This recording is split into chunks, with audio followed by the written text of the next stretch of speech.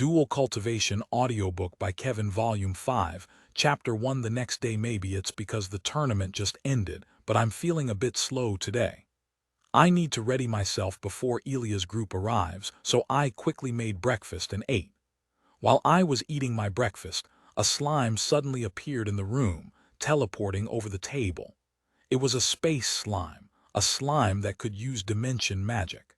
It spit out an envelope on the table, then it left just as quickly as it appeared. Thank you for delivering it. It's about yesterday's incident.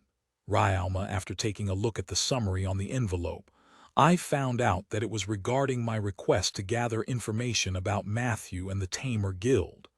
I broke the seal and read its contents. From that, I found out that things have developed far more than I could imagine. My eyes glued themselves to the letter as I continued to eat. On the postscript it read, "The slime researchers are doing fine." I didn't really ask for this extra tidbit, but I'm grateful nonetheless. While I was reading the letter, the gong, which I use as a replacement for a doorbell, rang, indicating that Elia and the others were here. Already, Ryalma panicked. I gulped down the remaining bread and bacon egg with a glass of water, then I teleported outside and invited Elia and the others inside. The girls were dressed lightly, just like on the day of our duel. "Sorry for making you wait." Ryalma, when I greeted them, the girls quickly realized that I wasn't the same as usual. "Ryalma-san, is something the matter?" "Elia, I'm fine. I just forgot the time because of a letter I was reading."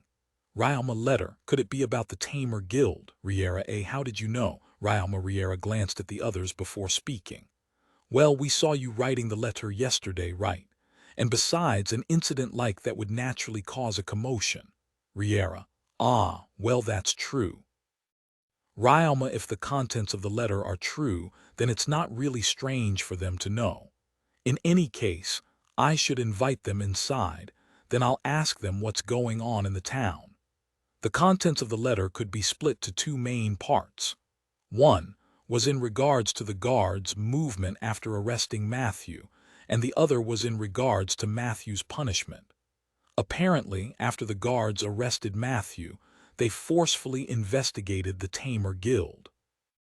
There were already a lot of problems regarding the Tamer Guild. One matter was obviously its unnecessarily rowdy members. And then there's the issue of the aide who suddenly went missing.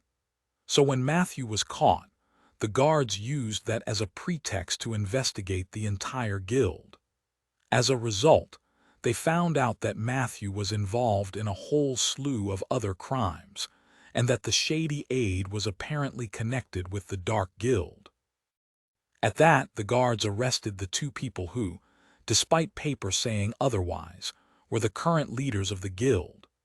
Details surrounding the charges were not publicized, but the part about the guild working with the Dark Guild to make money off illegal goods was. The illegal goods were confiscated from the members. As for the members who didn't acquire said goods on their own volition, they were made to explain what happened and return the item to prove their innocence. Originally, these goods should have been handed over to the guards alongside a written report. But what happened instead was that Matthew and his cronies hid the goods, and then they gave them to the Dark Guild to make a profit. Incidentally, the magic tool that Matthew used in the tournament was apparently something that he obtained after threatening a conjurer from outside to hand it over to the guild and pay up. If it was someone from Gimyuru, things might have gone differently, but with the conjurer being an outsider, he was afraid of Matthew's title as a Tamer Guild branch guildmaster, so he just quickly left as soon as he handed over the magic tool along with the money. Going back to the topic, with all these added up, the odds Matthew would be given the death penalty was high. Having realized that he could no longer escape, he decided to confess and cooperate with the authorities to crack down on the criminals and reduce his sentence. Mainly in regards to his bosses and the people he knew to be doing something similar. Even though Matthew was so brazenly refusing to give up this late in the game, I actually surprisingly found myself admiring him. But with how big everything has become, with Matthew's scandal and the tamer guilds, it's likely his request will simply be drowned out. Not to mention, even if he does get his sentence reduced, he'll still be getting a life sentence. In the near future, he'll be thrown into the capital jails, never to see the light of day again. With the winds blowing against the tamer guild growing fiercer than ever, the troubling ones have already ran away. It seems there are also some people amongst the participants of the tournament who are involved. Finally, the letter ended with these words: more and more of these sort of people will probably appear from now on. The source of this information was none other than Krysan, who entered the guards, so it's definitely reliable. Of course, he didn't tell me everything, but that's only expected. Save for the informer being Krysan to protect him, I divulged the contents to Elia and the others. When I did, they all simultaneously took a deep breath. Ajao-sama, may I borrow a rimmel bird? While I do believe that the guards must V already sent a messenger, I'd still like to send a report to the Duke just to be safe. Sebasu, I understand, I'll prepare it now. As Elia began her preparations, Sebasu-san took out a small golden envelope along with a set of writing tools. Then he started writing his report. Putting those two aside, I asked the remaining 4 girls. By the way, what happened to the town? You mentioned there's been a commotion, Ryama. There's a group that's transporting a lot of magical beasts from the second town, right? Miyabi, the roads congested thanks to them, and the guards by the north gate even had to help. Michelle, rumors of the Tamer Guild have also become the talk of the town, so you can hear people talking about it everywhere. Kanan, even now some of the guards are still interrogating the people of the Tamer Guild. Riera, it'll probably take a while before things can calm down. As for me, people know me, so I think I'll be fine, but, well, whatever happens, happens.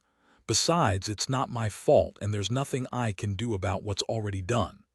As I was thinking that, Sebasu-san and Elia finished sending the letter. Now then, I should start the training. We started off with some light running. This was nothing new for the girls. They did this sort of exercise regularly too. The goal here is just to warm up the body. After that, I split the girls into 2 groups, Kanan and Riera for swordsmanship, while Elia, Miyabi, and Michelle for magic training. First, I took the sword team and Sebasu-san to the bamboo thickets in front of the house. There I took out the heel slime, the big space slime, a mimic slime that's mimicked my image, and 3 iron slimes, totaling to 6 slimes all in all. All right, let's start the training. First, take these. Ryama, I handed an iron slime that's transformed into the shape of a sword to Riera, and another 2 of those to Kanan. The first part of your training is bamboo cutting. As the name implies, the both of you will be cutting the bamboos here. It might seem simple, but cutting one cleanly isn't easy. And also Ryama with a flick of exchange. I took out my katana and slashed it at a nearby bamboo diagonally up to the right. The bamboo was immediately cut, but with its support gone, the upper part of the bamboo inclined, falling toward me. Twisting my body to the left, I dodged. Then as I took a half step back, I cut the falling bamboo's tip to smoothen it. Without breaking my momentum, I followed up with another swing, and I lopped off the other end of the now standing bamboo. Leaving the edges sharp is dangerous, so it's best to cut them off. Well, as you can see, sometimes bamboos would fall like that. And they can liken to an attack you'd need to defend or dodge. There's a heel slime on standby so you don't have to worry about wounds. Also, the iron slime swords can recover itself, so there's no need to worry about the swords wearing out, and you can dedicate all of your focus to cutting bamboos. Oh, and the mimic slime and the big space slime are just here to gather the cut bamboo. You don't have to worry about them. Ryama, I'm having the slimes gather bamboo, so I can make some charcoal later. But I also gave them instructions to defend the girls in case a magical beast comes out. I don't think you'll be able to cut them at first, but I'm sure you'll eventually be able to as you get used to it and get stronger." Ryoma, the two girls were full of resolve as they nodded. Then they distanced themselves from each other a bit, and then they started cutting at the bamboos. Kanan's attack only managed to peel the bamboo, but Riera's was at least able to dig halfway in. "Anyways, this training area is right in front of the house, so I can still see them from a distance. Sorry for the wait." Ryoma, "Will Kanan and Riera be fine?" Miyabi, "They'll be continuing that for a while. Let's start your training while they're doing that. But before we start, I'll have to explain something real quick." Ryoma, the main goals of the magic team's training is to improve their ability to sense magic and their ability to manipulate it. In order to achieve that, I'll be teaching them a new magic and a personally created magic of mine. After that, I ask them their respective specialized attributes and the magic they wish to learn. Elia's specialties were fire and ice. She could use neutral magic although she doesn't specialize on it.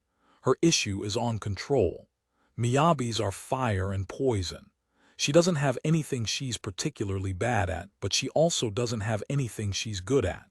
That's a problem in and of itself. Michelle's mostly earth and poison, but because she has all attribute affinity, she also wishes to study other attributes.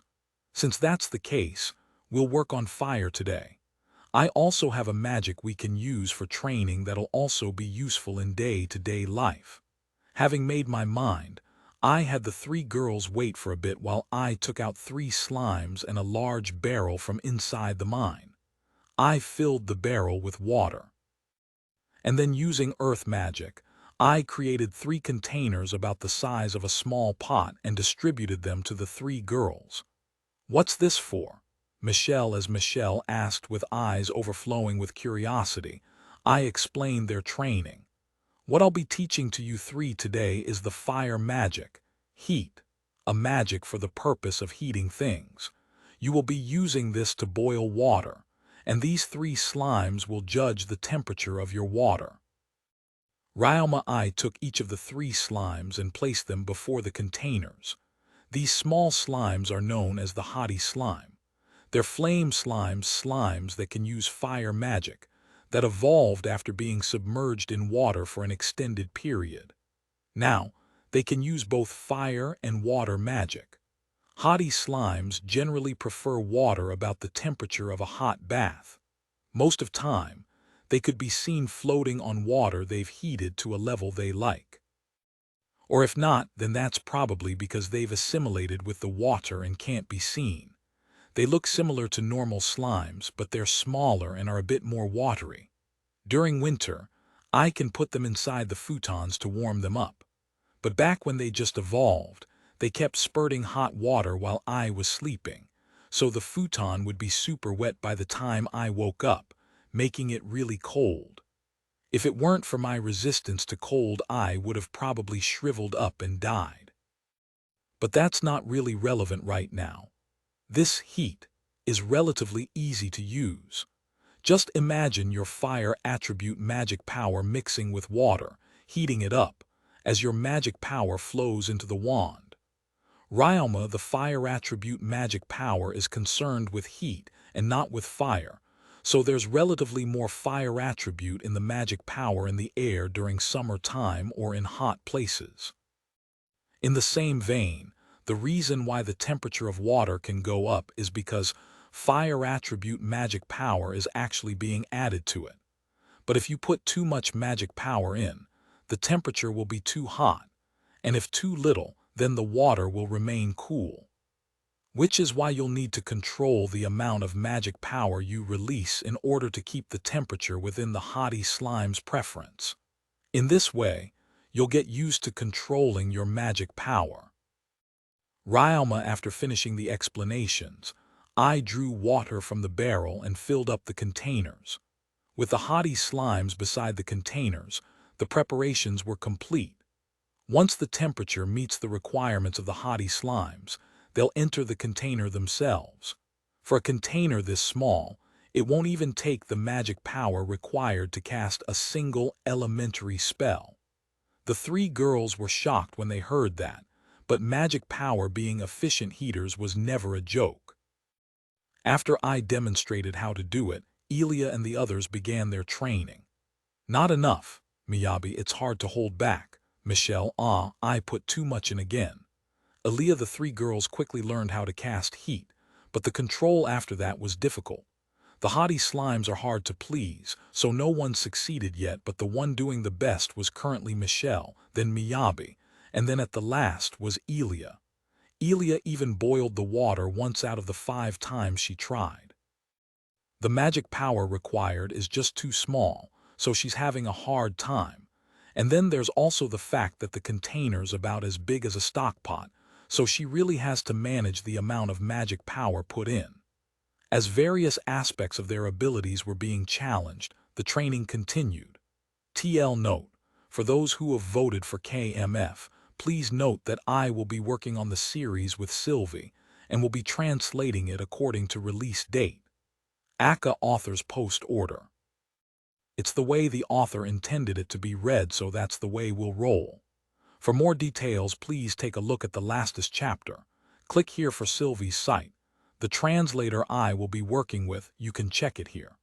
Click here to check out Sylvie's website. Finally, please take note, in case you guys think that the next untranslated chapter is still ways off, that a new chapter will be released in the next release this Sunday. I won't set a schedule for now as I'm still fixing my schedule Earl. Also, V4 status end and characters which list Ryama's current skill, and the characters introduced in V4 has been translated. It's the chapter before this one. I'm mentioning it here because I translated it after I posted this one, so you might have missed it. Yes, it's the post before this one, Volume 5, Chapter 2, Volume 5, Chapter 2. The end of training's first day after I gave instructions to the 2 teams, I quietly watched over their training. Then 1 hour later, it was time to move on to the next training. On the sword team, Riera managed to cut 33 bamboos, while Conan cut 18 bamboos. The edges were tattered because of the number of attempts they needed to cut it, but with this many bamboos cut, it's more than good enough for their first time. They're not used to this kind of training, so they're visibly exhausted with their bodies drenched in sweat and their breath ragged. I gave them 5 minutes to rest, before we moved on to the next part of their training where I had them alternately spar with the mimic slime. As for why sparring, well, I use a katana for my weapon, so there's not much I can teach them anyway. And besides, I think what they really need right now is experience. So I figure I would just let them fight again and again to let them accumulate that experience. They could also learn while doing that. For that I asked Sebasu-san to be their advisor. Of course, I also encouraged them to exchange opinions as they take turns sparring. As soon as the break ended, they immediately started sparring. I watched their battles for a little while. The mimic slime is strong enough to be their partner, and the heel slimes are also there. I also forbade the use of magic and placed some limitations on the mimic slime to be safe, so everything should go well. It's still too dangerous for the mimic slime to spar with them in the same way it does with me. After that, I went to the magic team. They need to preserve their magic power for afternoon's training, so the training this time won't use their magic power. The next training will train your ability to sense magic. Ryama, I prepared some wooden cups alongside roundly cut magic jewels. What they need to do is simple. They just need to find where the magic jewels in the cup are hidden. The 3 girls were able to do this easily, so I decided to raise the difficulty. I took out 5 cards over which several figures were drawn, and another 5 cards over which were nothing but blank white space. Magic jewels were mixed within the ink that was used to draw on these cards, so magic power can be faintly sensed from it. Sensing whether something is drawn over the card or not through that faint presence of magic power is their training. They'll be doing this until they are able to perfectly distinguish which is which. This training might seem simple, but it's undoubtedly effective. The girls couldn't perfectly sense the faint magic power in the cards, so they'll have to continue this training for some time. Next, how about this card? Ryalma, Aaliyah, Michelle, Miyabi. As the girls wordlessly focused, the training quietly continued. After helping them train for some time, I told them to take places, asking and guessing which card, then I left to prepare lunch. What'll be today's menu? Ah, I know. Ryalma, when I entered the kitchen in the tunnels, what caught my attention was the pot of that chili-like ingredient. Maybe it's because of Elia's Dandan noodles pasta, but I suddenly thought of a dish I could use it in. Let's see, corn flour, minced meat, onions, garlic, cheese, salt and pepper, and other various stuff. Ryalma first. I added water to corn flour and kneaded it into the size of my palm. Then I fried it in the frying pan until it was fried yellow, where I turned it over and then continued frying it. This is a dish I've made several times back in my previous life. It's the Mexican dish, tortilla, a bread made from lightly frying corn flour. It's been a while, so why don't I take a bite off the edge? It smells and tastes great, but it's a bit hard, no.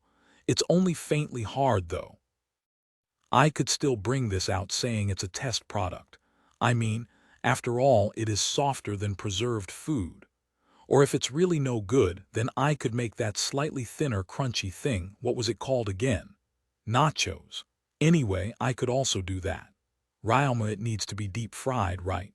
While I was thinking of irrelevant things, I stir-fried the minced meat in finely cut garlic with salt and pepper for seasoning. I also cut some floury vegetables normally used for salads. Next, I turned the remaining pasta and garlic into paste.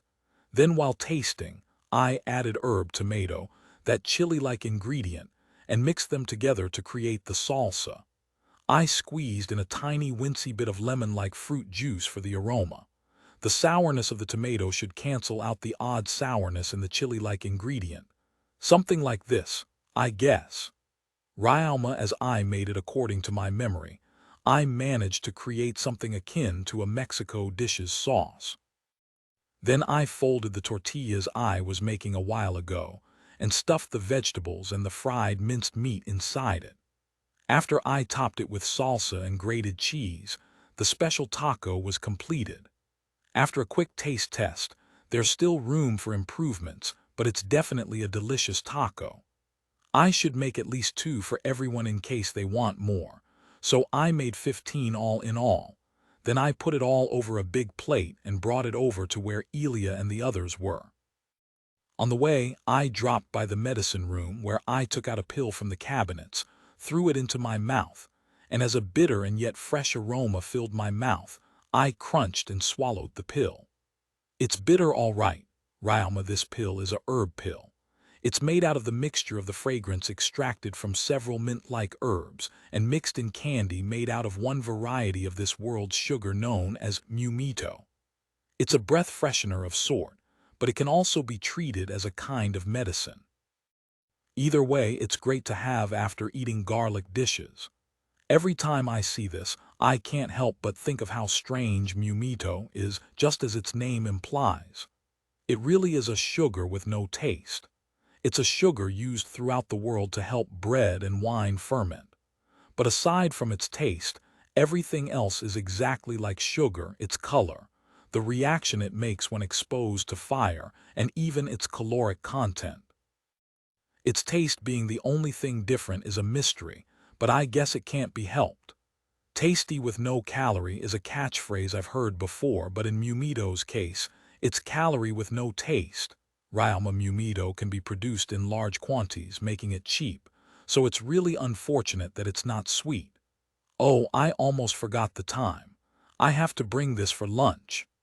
Ryalma, I took the plate of tacos and several herb tablets and went to where Elia and the others were. I set up the table, serving the tacos alongside barley tea, then I went outside and called everyone for lunch. Lunch is ready, take a break for now. Ryalma, at my words, everyone stopped what they were doing and they looked toward my direction. After I invited them inside, we had our lunch. This is delicious. Aaliyah, it's easy to eat too, just like a sandwich. Michelle, it's a lot better than having to eat course menu. Kanan, it seems like the kind of food you'd see at a stall. Miyabi, now that you mention it, it does give that impression. Riera, the girls don't seem to hate the food and seem to be accepting of stall food. I might add this on to the menu if I ever put up a stall again. And then the topic moved to the practice. Actually, it was more because I was curious, and I asked them what they thought. So how's the training? Ryalma, the first to answer, were the two members of the sword team. Cutting bamboo is so hard, but it's definitely new. Kanan, I have my hands full just blocking the mimic slime's attacks, but it definitely feels like a real fight. Riera, they seem motivated. There also doesn't seem to be any danger of them pushing themselves too hard. How about the magic team? It's a kind of training we've never done back at the academy, so yeah, I'm the same. I think it's new. Miyabi, I never thought it'd be so difficult to release such small amounts of magic power. Michelle, it might be difficult, but I'll definitely show you that I can do it. Aaliyah, these girls also seem motivated, but it looks like magic controls a lot harder than they expected it to be. Especially Elia. She has a lot of magic power, so it's a lot harder for her to hold back her strength. I should prepare them a routine they can do even back at their academy. You'll gradually progress as long as you keep it up, so please don't give up. Controlling your magic will also become easier as you progress in your ability to sense magic. Ryalma, really, Aaliyah, being able to tell how a certain amount of magic feels, even if you're only able to do it roughly, it'll still make things easier when controlling magic. Ryalma Elia fell into a deep thought for a few seconds, then she vigorously nodded to me several times. We continued to eat after that. It didn't take much longer to finish everything up though. After which the girls took a short break, then they started their training again. Ryalma-san, what'll we be doing for the afternoon? Aaliyah, will continue your magic perception training for a while and then we'll do some basic target practice. Ryalma, as I had them train their magic perception for a little longer, I went to the two girls of the sword group. Are you ready? Yes, please take care of us. Riera and Kanan, as the two girls greeted me in Keigo. Probably because it's training period, I started explaining the contents of their training for the afternoon. Their next training is a bit special. You two will be fighting against each other next, but, Ryalma, when I cut my words, the two girls looked at me. But almost immediately after, they moved their gaze to the small box I took out of my item box. Inside were several sets of thin chains and dog tags upon which were engraved a flower and a number. I took out one. In this afternoon spar, Riera will have to wear this around her neck as she fights. Ryalma, what is that? Riera, this is imbued with a weakness curse that'll induce your body to become weak. Weakness changes depending on the strength of its caster. A strong caster could use it to weaken his opponent to death. But the curse imbued within this dog tag is weak. The most it can do is restrict your movements. Ryalma, so in other words, the bamboo cutting in the morning was to train our strength. And now, what we will be training is our technique. Riera asked to confirm her conjecture. It seems she's already guessed my intentions. Fighting with this dog tag equipped will weaken one's strength. But in exchange, that person will be able to train his technique. Fighting or defending with just brute strength will become difficult, so the parts where one is relying too much on strength will become apparent. Incidentally, this can also serve as training for when one can't fight. This method of training can only work on someone with actual strength and an ambition to improve. Otherwise, even with this on, that person won't notice the mistakes he is making, or he'll notice them but he won't accept them. But Riera should be able to do it. And if there are things she can't see, then I'll just point them out to her. I've always lost to Riera, but with that around her neck, I might just be a match for her. Kanan, that's not all. If your body is exposed to a curse for an extended period, then if you're lucky, you might just develop a resistance toward it. That's also another aim of this training. Ryama, speaking of which, when I was cursed, I gained the skill, weakness, resistance. That skill merged with the rest of my other resistances, giving birth to the skill, well-being. Thanks to that, though, the resistant class section of my status board now feels so lonely, but let's just put that aside. Yara equipped the dog tag, and she started sparring with Kanan. My body and my shield are a lot heavier than I thought, Ryara, because of the curse. Riera's movements were a lot slower, so Kanan, who was still able to move nimbly, was able to force her into a defensive position. But Riera wouldn't just so easily accept defeat. She carefully watched Kanan's movements, waiting for an opportunity to strike. Their sparring session continued in a stalemate like that. This'll be good training for both of them. 10 minutes later, Riera's tenacity finally paid off, and she was able to land a strike at Kanan's body. A narrow victory. Well, I should be going to the magic team now. I took the 3 girls of the magic team to a slightly distant place where they could safely cast their spells. There, they did their usual routine. However, Michelle and Miyabi ran out of magic power surprisingly quick. There were some ingredients available anyway, so I might as well prepare some magic recovery potions starting tomorrow. In any case, the first day of training for the magic team was finally over. Elia and the 2 others said they'll make supper again tonight, so I left it to them, and I went to the 2 girls who were still training. After we all ate together, we all said our goodbyes. Volume 5, Chapter 3 the next day. The training today's the same as yesterday, so please split yourselves into the 2 groups before, and then begin your training. Ryama, after Ryama instructed the girls, he excused himself to make some medicine, and then he went to the medicine room. This was because Ryama had not yet finished concocting Michelle and Miyabi's magic recovery potions.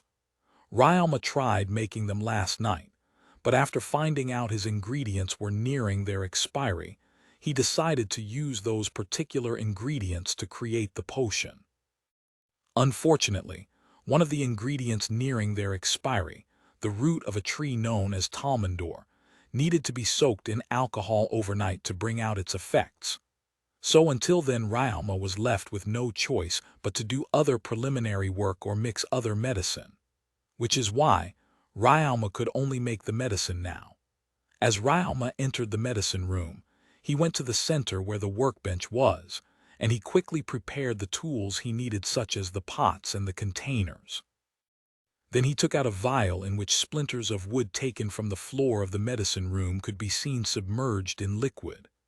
Identify. Okay. Ryama poured the contents into the pot, filling it with the brown alcohol that had absorbed the medicinal efficacy of the Talmandor. Ryama then added distilled water twice the amount of the brown alcohol, cooked the pot with the flame slime, and then the unnecessary water started evaporating. I'll just leave this for a while. Ryama next, he took out 2 of the 3 medicinal plants he prepared prior, and cut them. Then he grinded them with the pestle and mortar while keeping an eye out for the boiling pot. As he quietly continued his work, he noticed that the amount of liquid in the pot had finally returned back to the levels before he added the distilled water, so he stopped the fire, and he took out a transparent vial from the cupboard. Then he poured exactly 1 liter of that transparent liquid into the pot, and then he mixed it with a spatula as he added a little bit of the medicinal plants he grinded. Speckles of dark gray and green started to float up the brown liquid in the pot, making the liquid inside look like muddy water. He let that liquid cool down until it reached the temperature of a bath's waters. Then Ryama added the last medicinal plant. That medicinal plant was light pink all over, while its petals were a beautiful color of vivid orange and a hue of red reminiscent of fire. Ryama lifted the lid off the pot, then he added this plant into the mixture. A few seconds later, the color of the liquid changed to amber, and it started to shine a gentle light. This reaction is always so beautiful. Ryalma gazed at that light for a while. Then he filtered it with a clean cloth, and then he called over a big medicine slime. In the past 3 years, his medicine slimes grew to number 150, who then brought with it small bottles and caps that looked much like the ones used for cosmetic samples. After that, Ryalma grouped the magic potions he finished making into batches, and then he filled the small bottles with the mixture he made. After the slime covered the bottles with their caps, it took them away. Ryalma and the slime continued to work like this for a while until, "Good, it's done, Tilda." Ryalma, right after filling up the last bottle, Ryalma rubbed the area in between his eyes as he muttered that he currently had 250 potions, each of which was able to restore 5,000 magic power. Ryalma gave 50 potions to the big medicine slime, while he stored the remaining 200 into his item box. Then he left the medicine room. "Thank you for your efforts." Elia, the first one to realize Ryalma's return, was Elia, and she called out to him while still in the middle of her practice. Following after her were Miyabi and Michelle, who thanked Ryalma for the magic potions. But as it was already noon, Ryalma suggested to have lunch first. After they called the sword team over, they had their lunch. Elia and the others didn't want to impose too much on Ryalma by asking him to make them lunch every day, so this time around, they had bentis ordered from the inn. Of course, Ryalma's portion was included in that as well. As they ate, they talked about medicine. Ryalma about the potion, Miyabi putting it bluntly, exactly how much would all those potions run for? Michelle, I used ingredients near their expiry, so I don't think you really have to worry too much over it, but excluding the ingredients which were homegrown and the labor costs, the potions I made for the two of you, 200 potions all in all, would go for about 16,000 suits. After hearing the cost, Miyabi started thinking. Seeing that, Ryalma spoke. "Miyabi, you really don't need to worry about it. Ryalma, if they need it, they should just use it." Ryalma made sure that they knew that he didn't have any intentions of trying to forcefully make money from them. "No, I'll pay. These sort of things need to be properly handled. Besides, 200 potions for 16,000 would mean 80 suits per bottle. That's cheaper than if I were to buy some normally." Miyabi, the price of magic recovery potions depends on the amount restored and the quality of the potions, but even 100 suits is considered cheap for a potion that could restore 500 to 1,000 magic power. Since the market price could be thought of as equal to an adult's daily wage, Ryalma's proposed price could be said to be cheap. "If you insist, I'll take it, but Ryalma, do you really have that much spare money?" is what Ryalma wanted to say but hesitated too. Regardless, however, Michelle was able to sense what he was thinking, so she said, "You don't have to worry since we made some money thanks to you." "Michelle, money? Ryalma, we betted on you back at the magic tournament. Didn't we tell you?" Michelle, not at all, actually. "And didn't you say you didn't gamble?" Ryalma recalled hearing that when he first brought the 5 of them to the arena.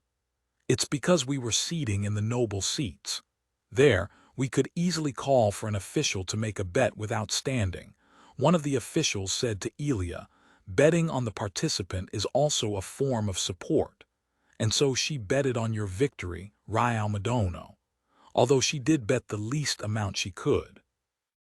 "Michelle, because of that, we figured we'd also bet ourselves." Miyabi, "And because Ryalma-san won, our money came back." "Elia, we also informed the official to place all the winnings into your next match should you win, which I'm sure he didn't expect as you only use slimes. But as a result, we made quite a profit." "Sebasu, the profit's good and all, but it's a bit much to waste it on just random stuff, so just take some of it as compensation." Miyabi, after hearing the 5 girls and Sebasu's explanation, Ryalma thought, "Then in that case, I shouldn't insist on refusing." Then he agreed, and they continued to happily eat together. "Is it hard to make magic recovery potions? Medicine's outside my specialty, but I do have an interest in it. Kanan, there are all sorts, and easier ones just need to be mixed in the right amounts. while the harder ones need preliminary work and will take lots of effort to make right. Michelle Wright. And as you'd expect, the more effective potions have a tendency to be harder to make. Although, of course, there are also those that still work well despite being easy to mix. Ryalma, how about the medicine you made just now? Conan, the preliminary work needed a night to finish, but the concoction itself is easy. Unfortunately, because the ingredients it uses can usually only be found in dangerous areas, gathering the ingredients is actually the harder part. Ryalma, aside from Michelle, who had a medicine researcher for her mother, the rest of the girls weren't familiar with medicine, so they asked a lot of questions. Michelle and Ryalma answered each and every one of them. Then this question came. Ryalma Dono, where did you study how to make medicines? Since you didn't go to the academy, then did you study at the Medic Guild? Riera, Medic Guild, as the name implies, is a guild for researchers who study healing, magic, and medicine. It's also the guild responsible for raising doctors and nurses, as well as providing them should their services be required. There are also people who register to the guild after learning under a registered doctor or nurse. There aren't any special qualifications needed to call oneself a doctor, but in order to be registered to the guild, one must at least have some knowledge and ability relating to medicine, so the patients can be assured. It'll also be easier to manage them if they're registered. Which is why in most bigger towns, over half of the doctors and nurses in the hospitals and medical centers are registered with the guild. No, it wasn't the guild, but my grandmother who taught me. My grandmother was the village's doctor and was also a researcher herself, so around that time I learned a little from her. Nowadays, I'm studying to continue my grandmother's research. Ryalma, what kind of research? Michelle, when the word research came out, Michelle responded faster than anyone else. Ryalma was already used to Michelle's attitude and he responded with his usual response. The recreation of my grandmother's old medicines. Have you heard of the Silk Kingdom? Ryalma, all the girls except for Michelle shook their heads. As for Michelle, she squeezed out the knowledge she had and she slowly answered.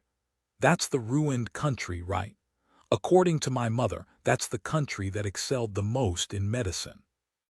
But that's about all I know regarding it, Michelle. Then let me give a quick explanation. Ryalma took a few seconds to put his thoughts together, then he spoke.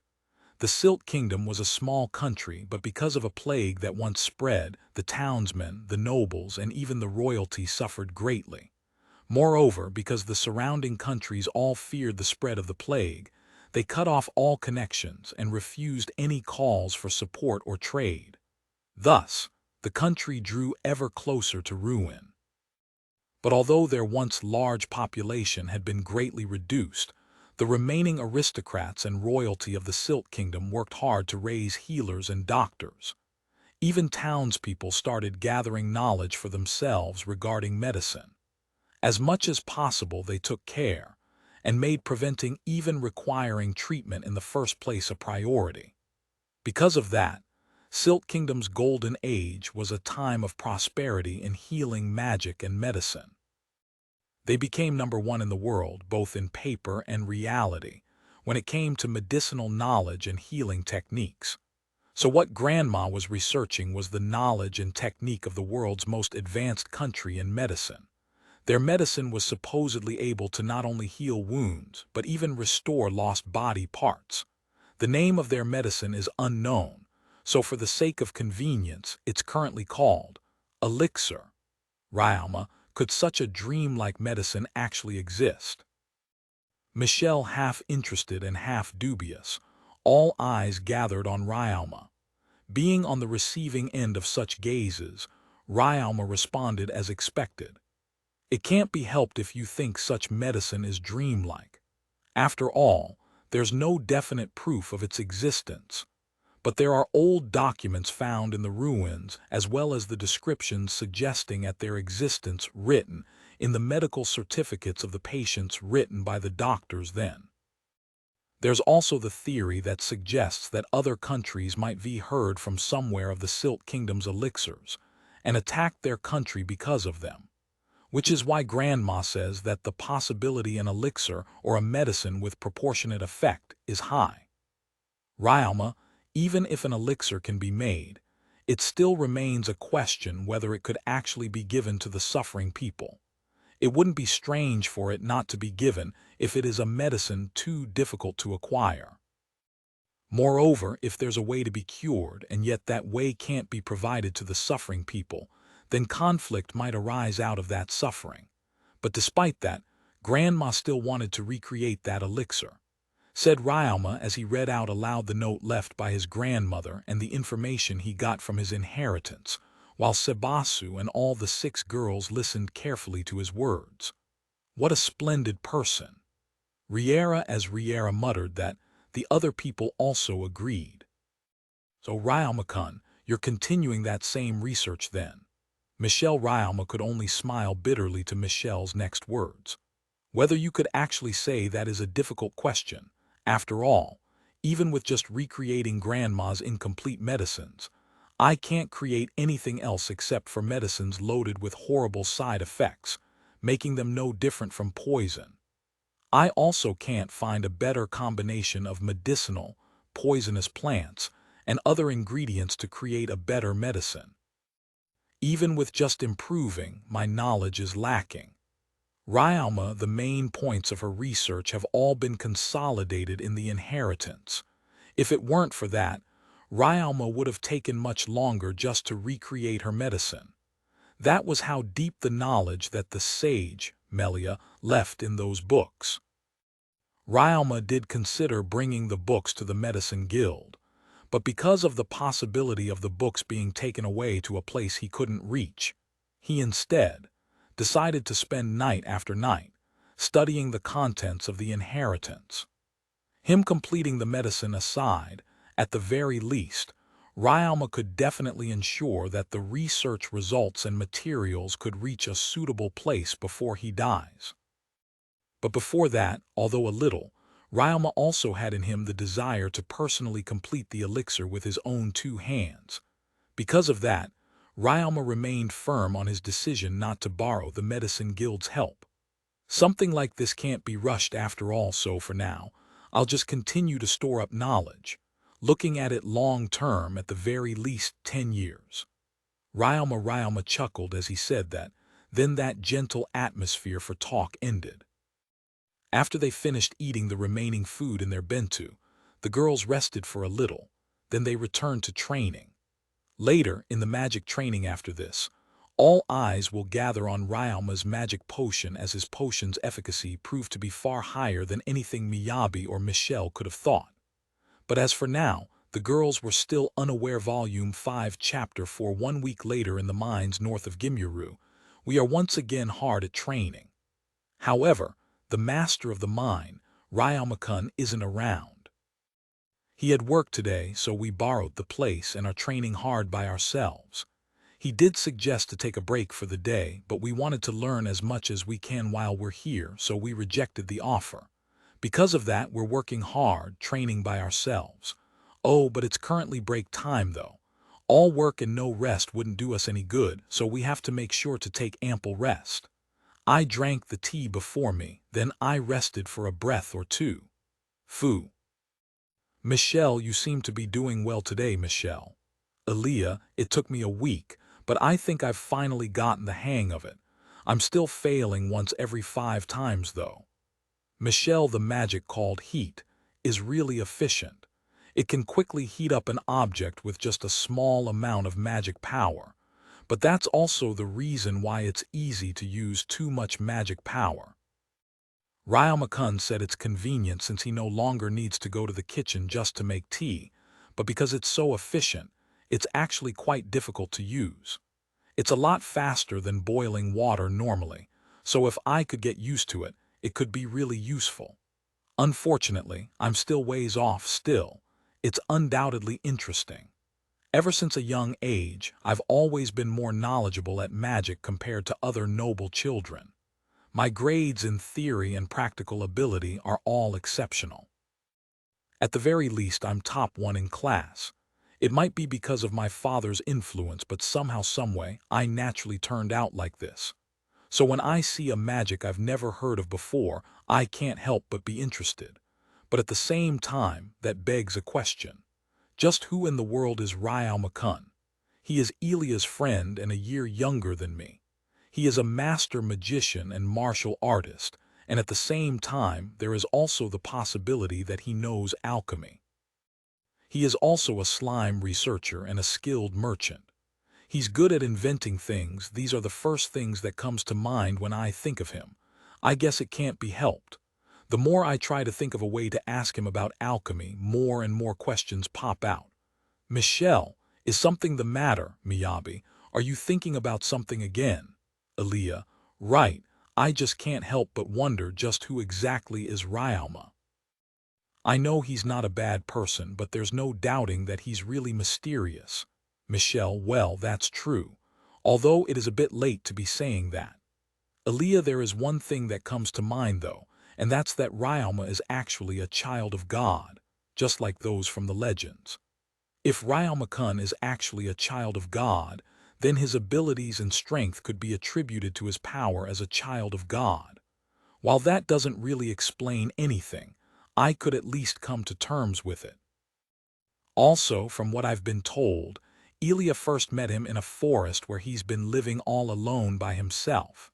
That matches the description spoken of when the children of God appears before humans. But the children of God only appear once every few hundred years. Moreover, only one, though in some extremely rare cases too. Regardless, the chance of meeting one in this world is absurdly low. The nobles once put up an orphanage after finding out the children of God appear as orphans, but in the end they couldn't find any, and they suffered great losses. Some say that they even went bankrupt. But from that, is it even realistic to think that there could be someone with talent comparable to that of a child of God? The sage, Melia Sama, and the martial god, Teagle Sama. Those two exceptional people were born, so it's certainly not impossible for people rivaling the power of a child of God to appear. I don't know how accurate the legends regarding the children of God are, but it doesn't really matter who Ryle McCunn is, though. Riera, like hell it doesn't matter. Michelle, bringing up a topic, then going silent while your brain catches fire as you start thinking a lot. Riera, sorry, it's my bad habit again. Still, you sure understand me well, Riera. As expected, I guess.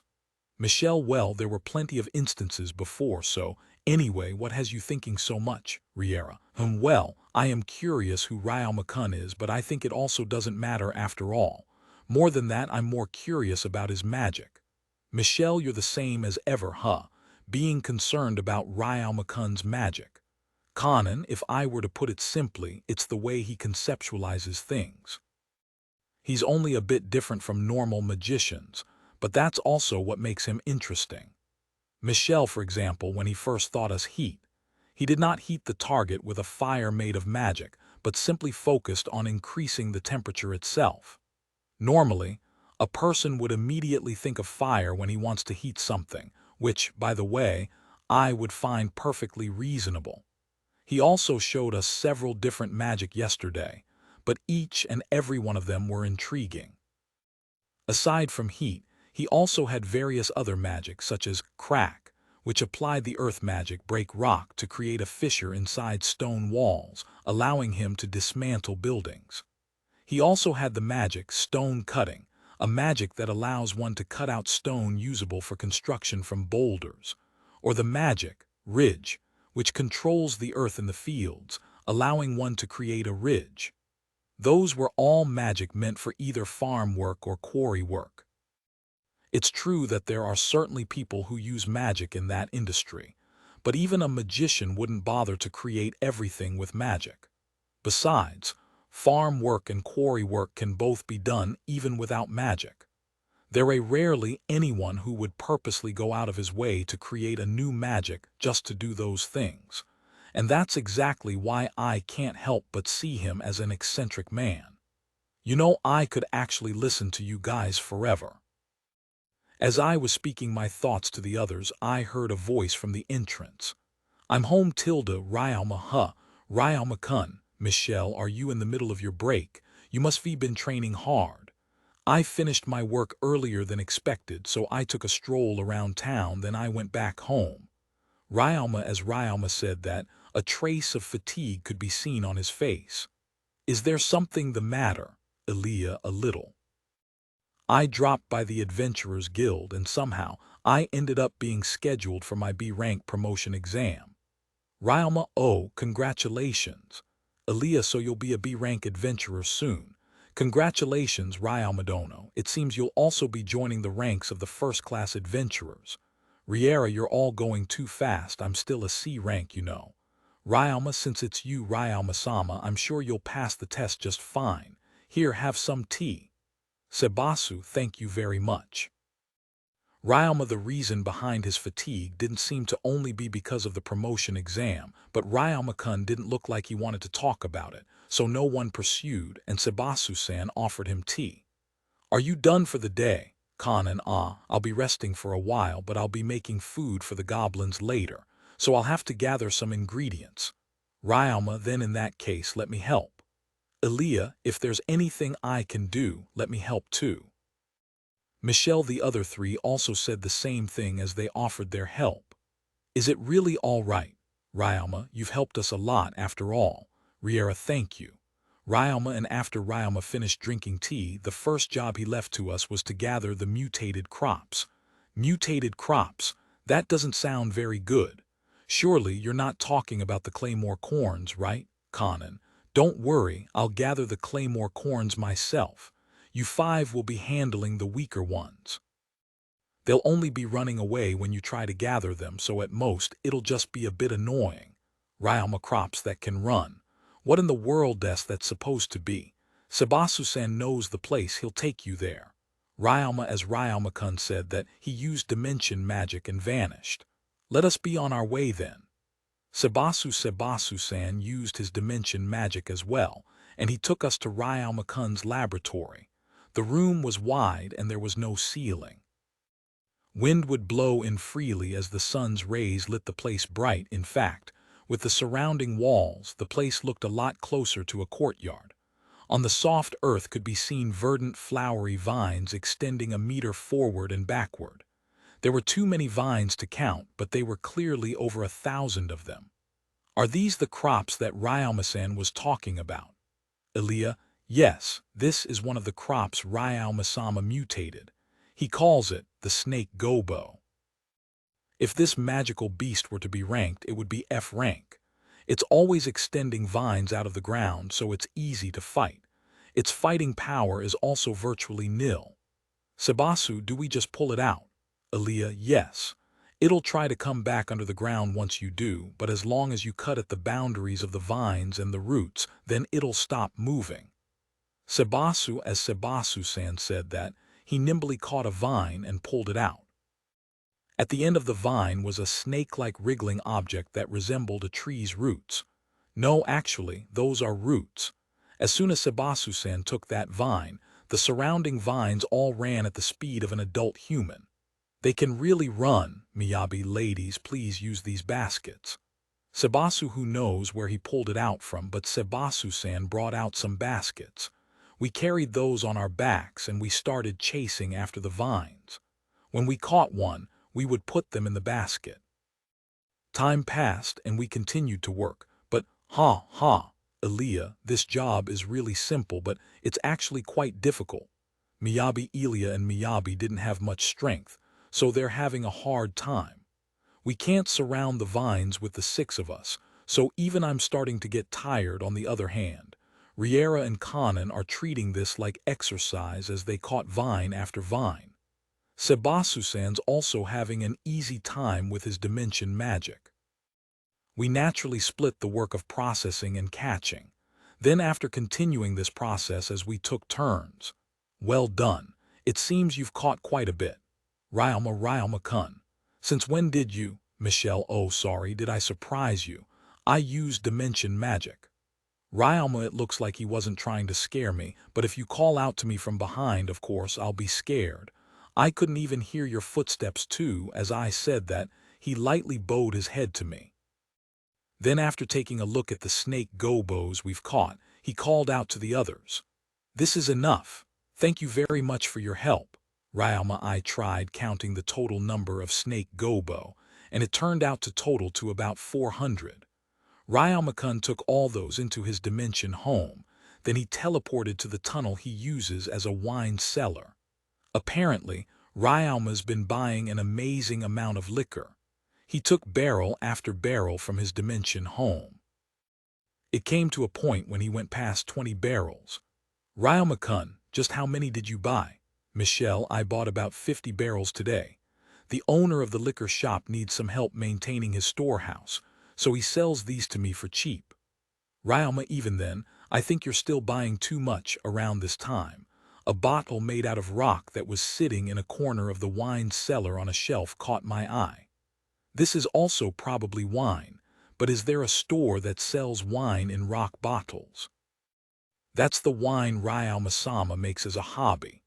Sebasu-san said that when he noticed me looking toward the rock bottle on the shelf. Ryoma-kun, you can even make wine.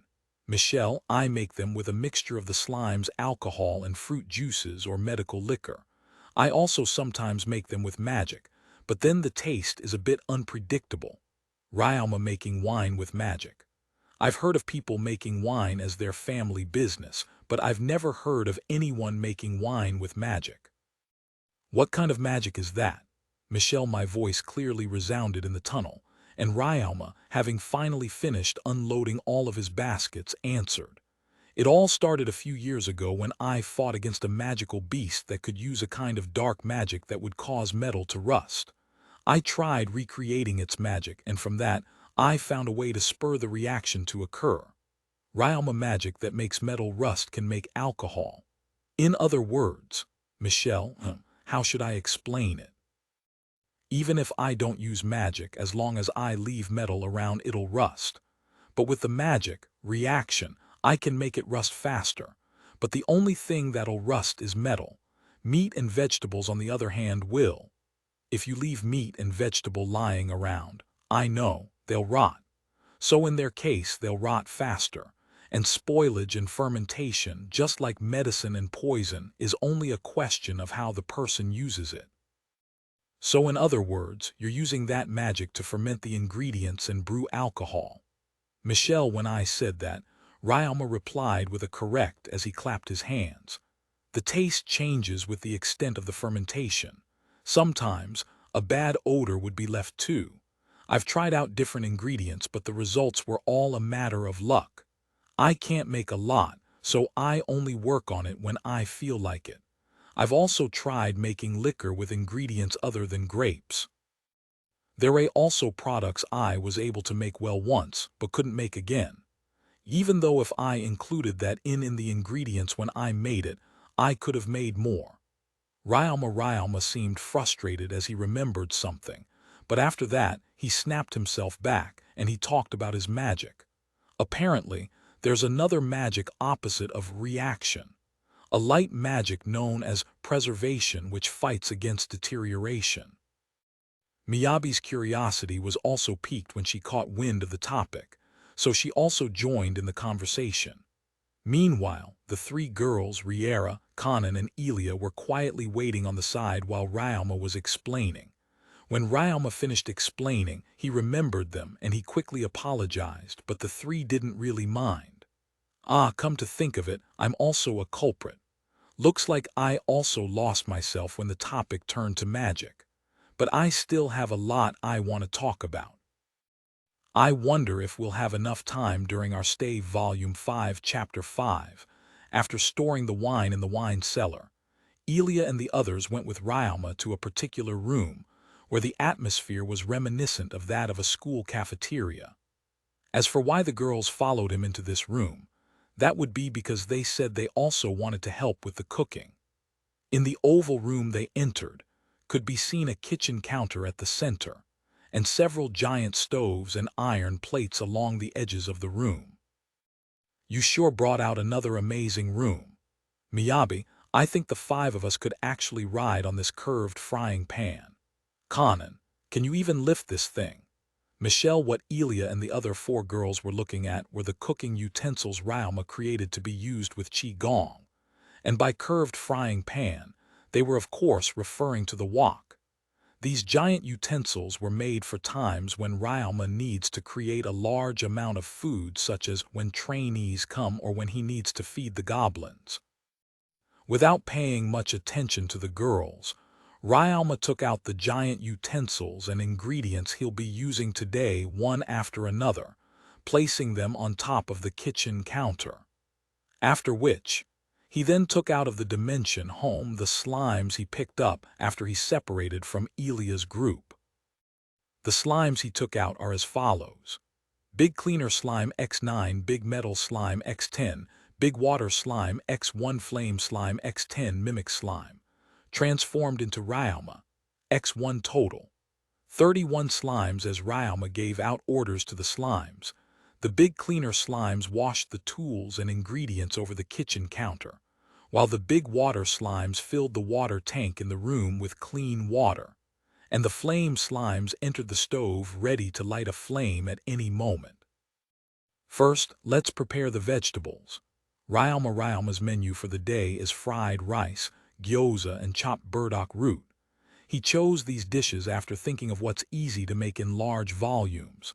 After he taught the girls how to cut the vegetables, finely chop the cabbage, cut the snake burdock into thin strips, etc., the girls spoke. Making so much food seems so hard. I can't believe you actually prepare all these by yourself. Michelle, yeah, but I manage somehow with the help of the slimes. As you can see, the Big Cleaner Slimes are working hard and the Flame Slimes can start a fire at a moment's notice. There's also the Mimic Slime who's helping me out. And more than anything, the Big Metal Slimes are a huge help. Rauma said that he took a ball of cabbage, cut it with a knife, and removed the pith. Meanwhile, a cleaner slime was cleaning a Big Metal Slime. After being cleaned, that Big Metal Slime extended its body vertically, and then it protruded out 2 tentacles from its sides. At that, Rauma set a giant bowl, and he ordered that same Big Metal Slime to transform its body's upper part into a 40 cm x 30 cm oval. On the edges of that oval shape appeared a row of blade and holes similar to that of a plane used for woodwork, in front of which a sharp blade, facing up, would appear periodically. After transforming, the hollowed tentacles of the Big Metal Slime stretched towards the bowl that Rauma had earlier set. With this, everything's good to go. Rauma, Elia, and the others looked like they wanted to ask Rauma what exactly it was he had prepared, but Rauma just ignored them as he placed the pithless cabbage over the transformed Big Metal Slime. Please watch carefully. Rauma smoothly pushed the cabbage into the blades, and as the vertical blade entered the cabbage, the blade at the side cut the cabbage off, causing it to fall and enter the holes. As it entered the holes, the cut cabbage passed through the slime's tentacles, sliding itself smoothly into the bowl, splendidly and finely chopped. Rauma continued this process at a good pace, changing the way he held the cabbage from time to time. Then in a twinkle, the whole ball of cabbage had already been finely chopped. Something like this. I guess. The speed changes depending on the strength of the user, but in general, slimes can be used like this to cut soft and light things easily. So it's really convenient to have a slime like this in one's home. Rauma puffed his chest out as he gave that salesman-like talk while the girls reacted. It's certainly convenient. Elia, doesn't this tool look similar to the tool used to cut Meguribushi? Miyabi, with this even I can do it. Michelle, isn't this technically just another application of slave demon magic? Conan, does it matter? With this, everything'll be easier. Riera, understanding, happiness, curiosity, the emotions the girls felt were all different from each other, but regardless, they all understood what the tool did. After that, Rauma had the Big Metal Slime split. Then he had one of the slimes transform into a peeler, and he showed the girls how to use it to peel off the skin of vegetables. He showed several various goods from his previous life to the girls, teaching them how to use them.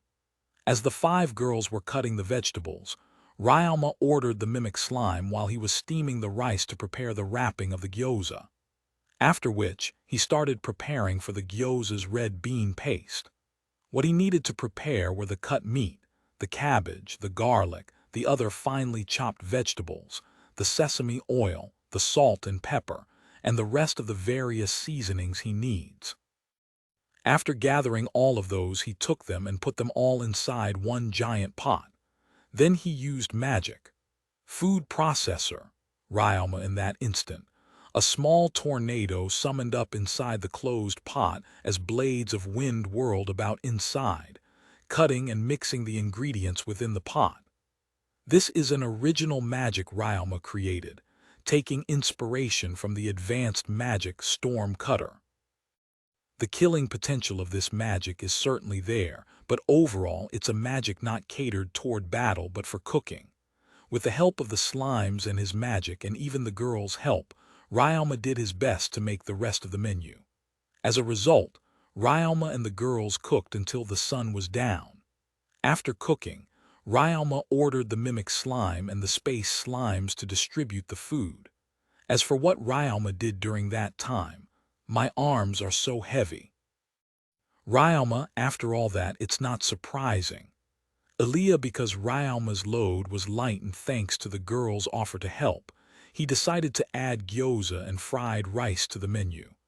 As a result, he's been doing nothing but shake the wok all day long. After this, Ryoma and the others had the remaining food for supper. Then Elia's group went back home.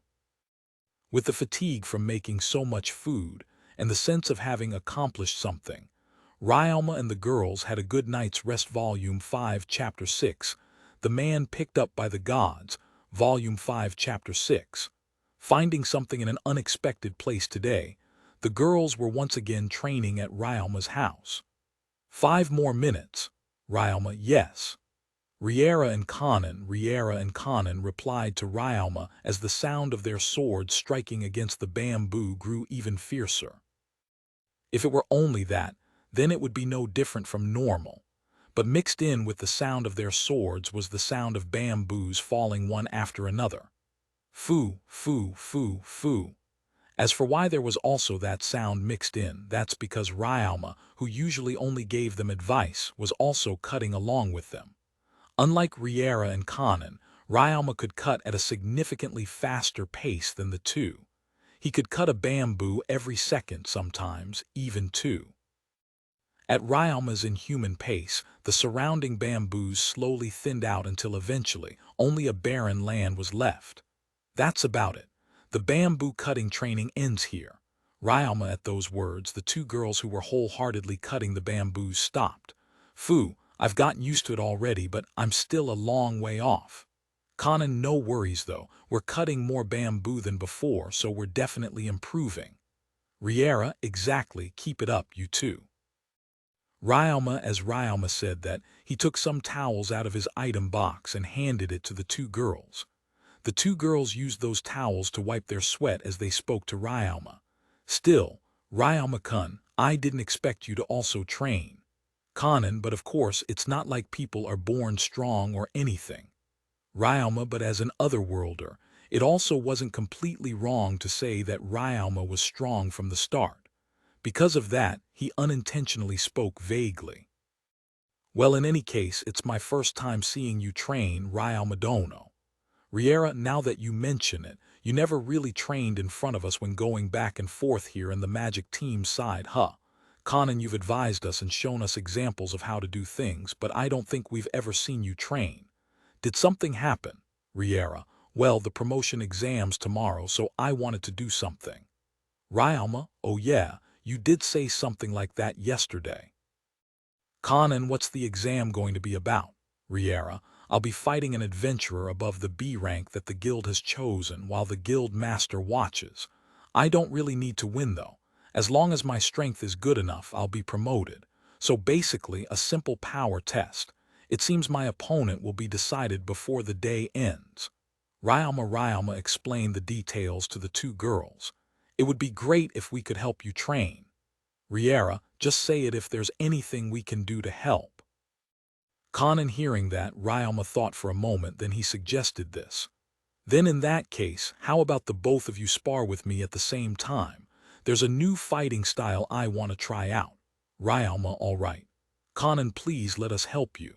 Riera Ryoma thanked the two girls, then after taking a 5-minute break, they left the bamboo thickets.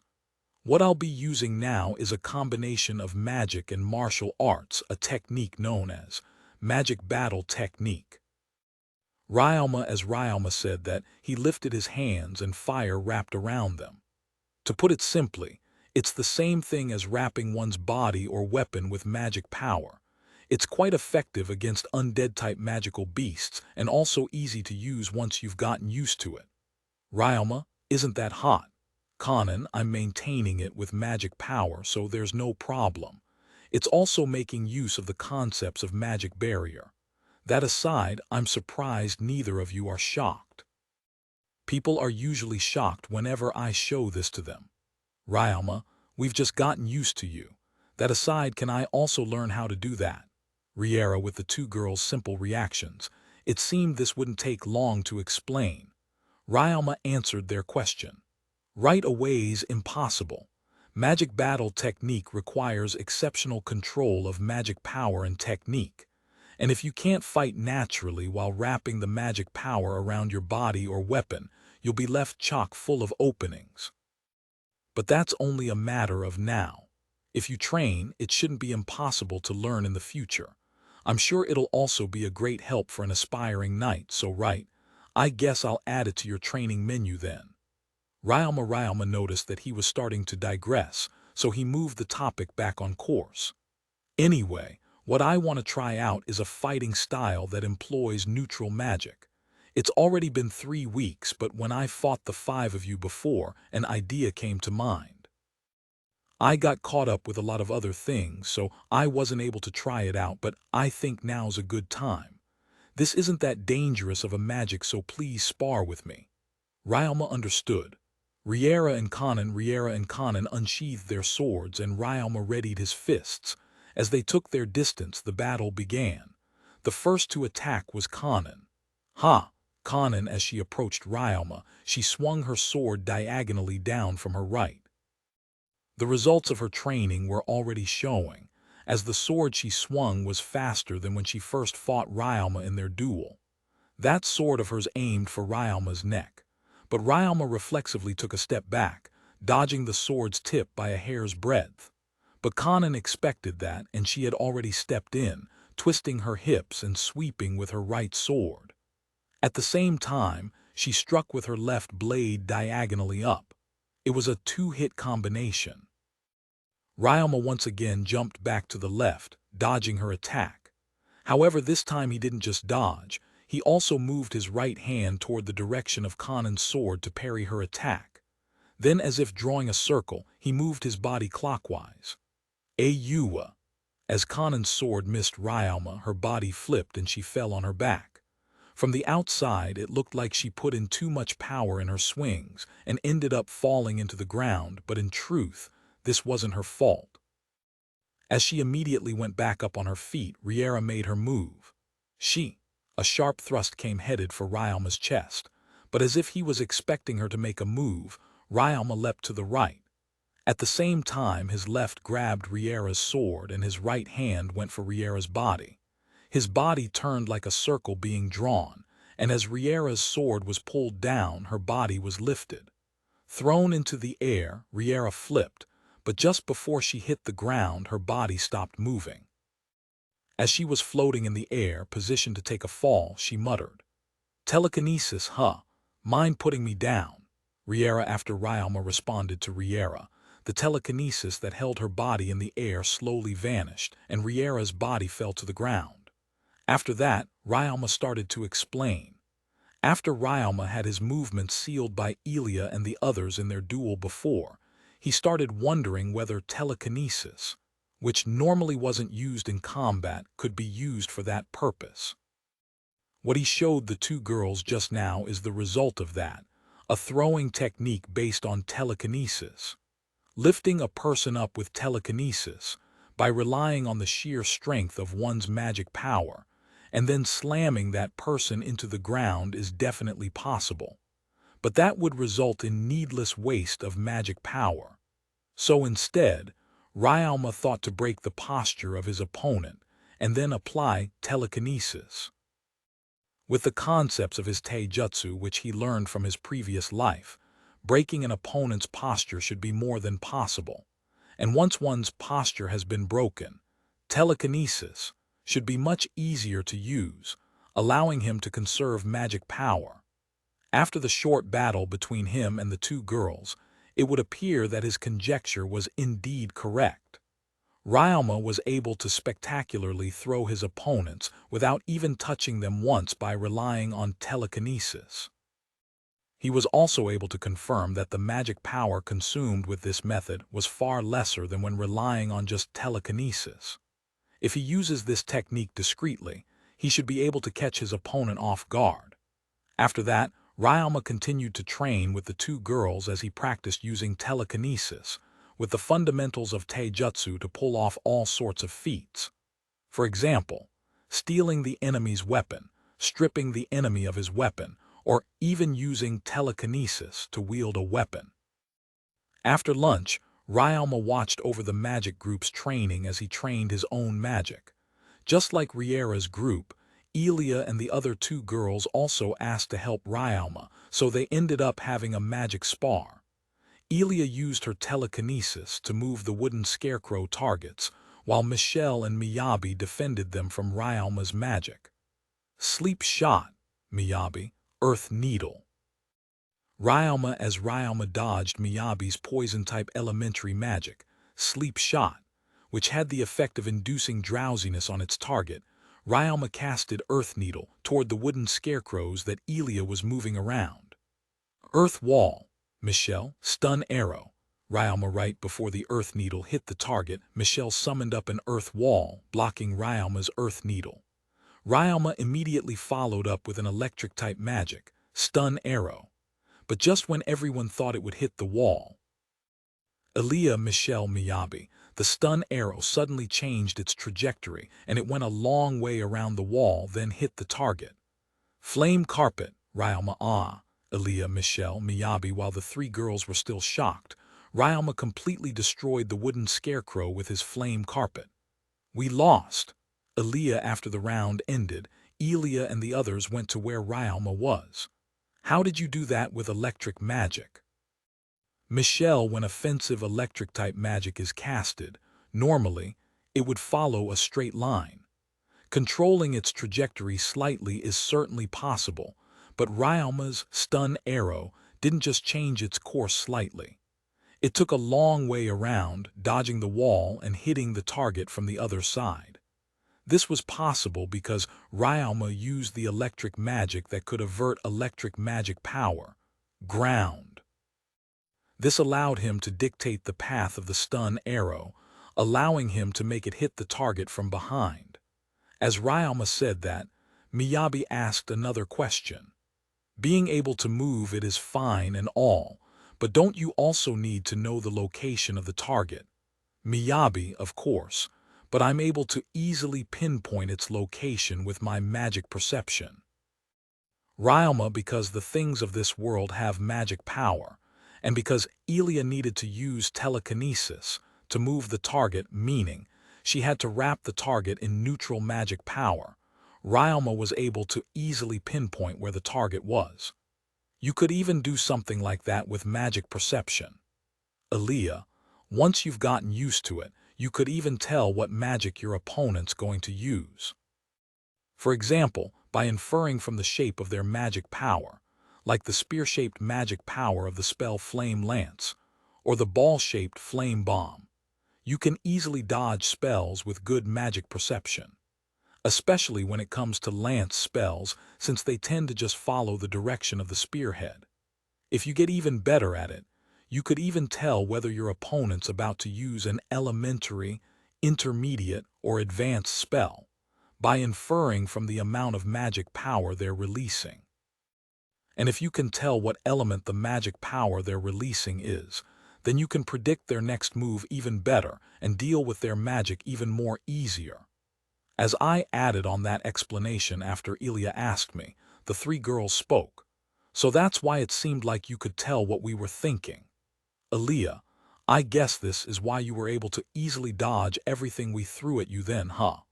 Michelle, in any case, we should train our magic perception and magic manipulation even more.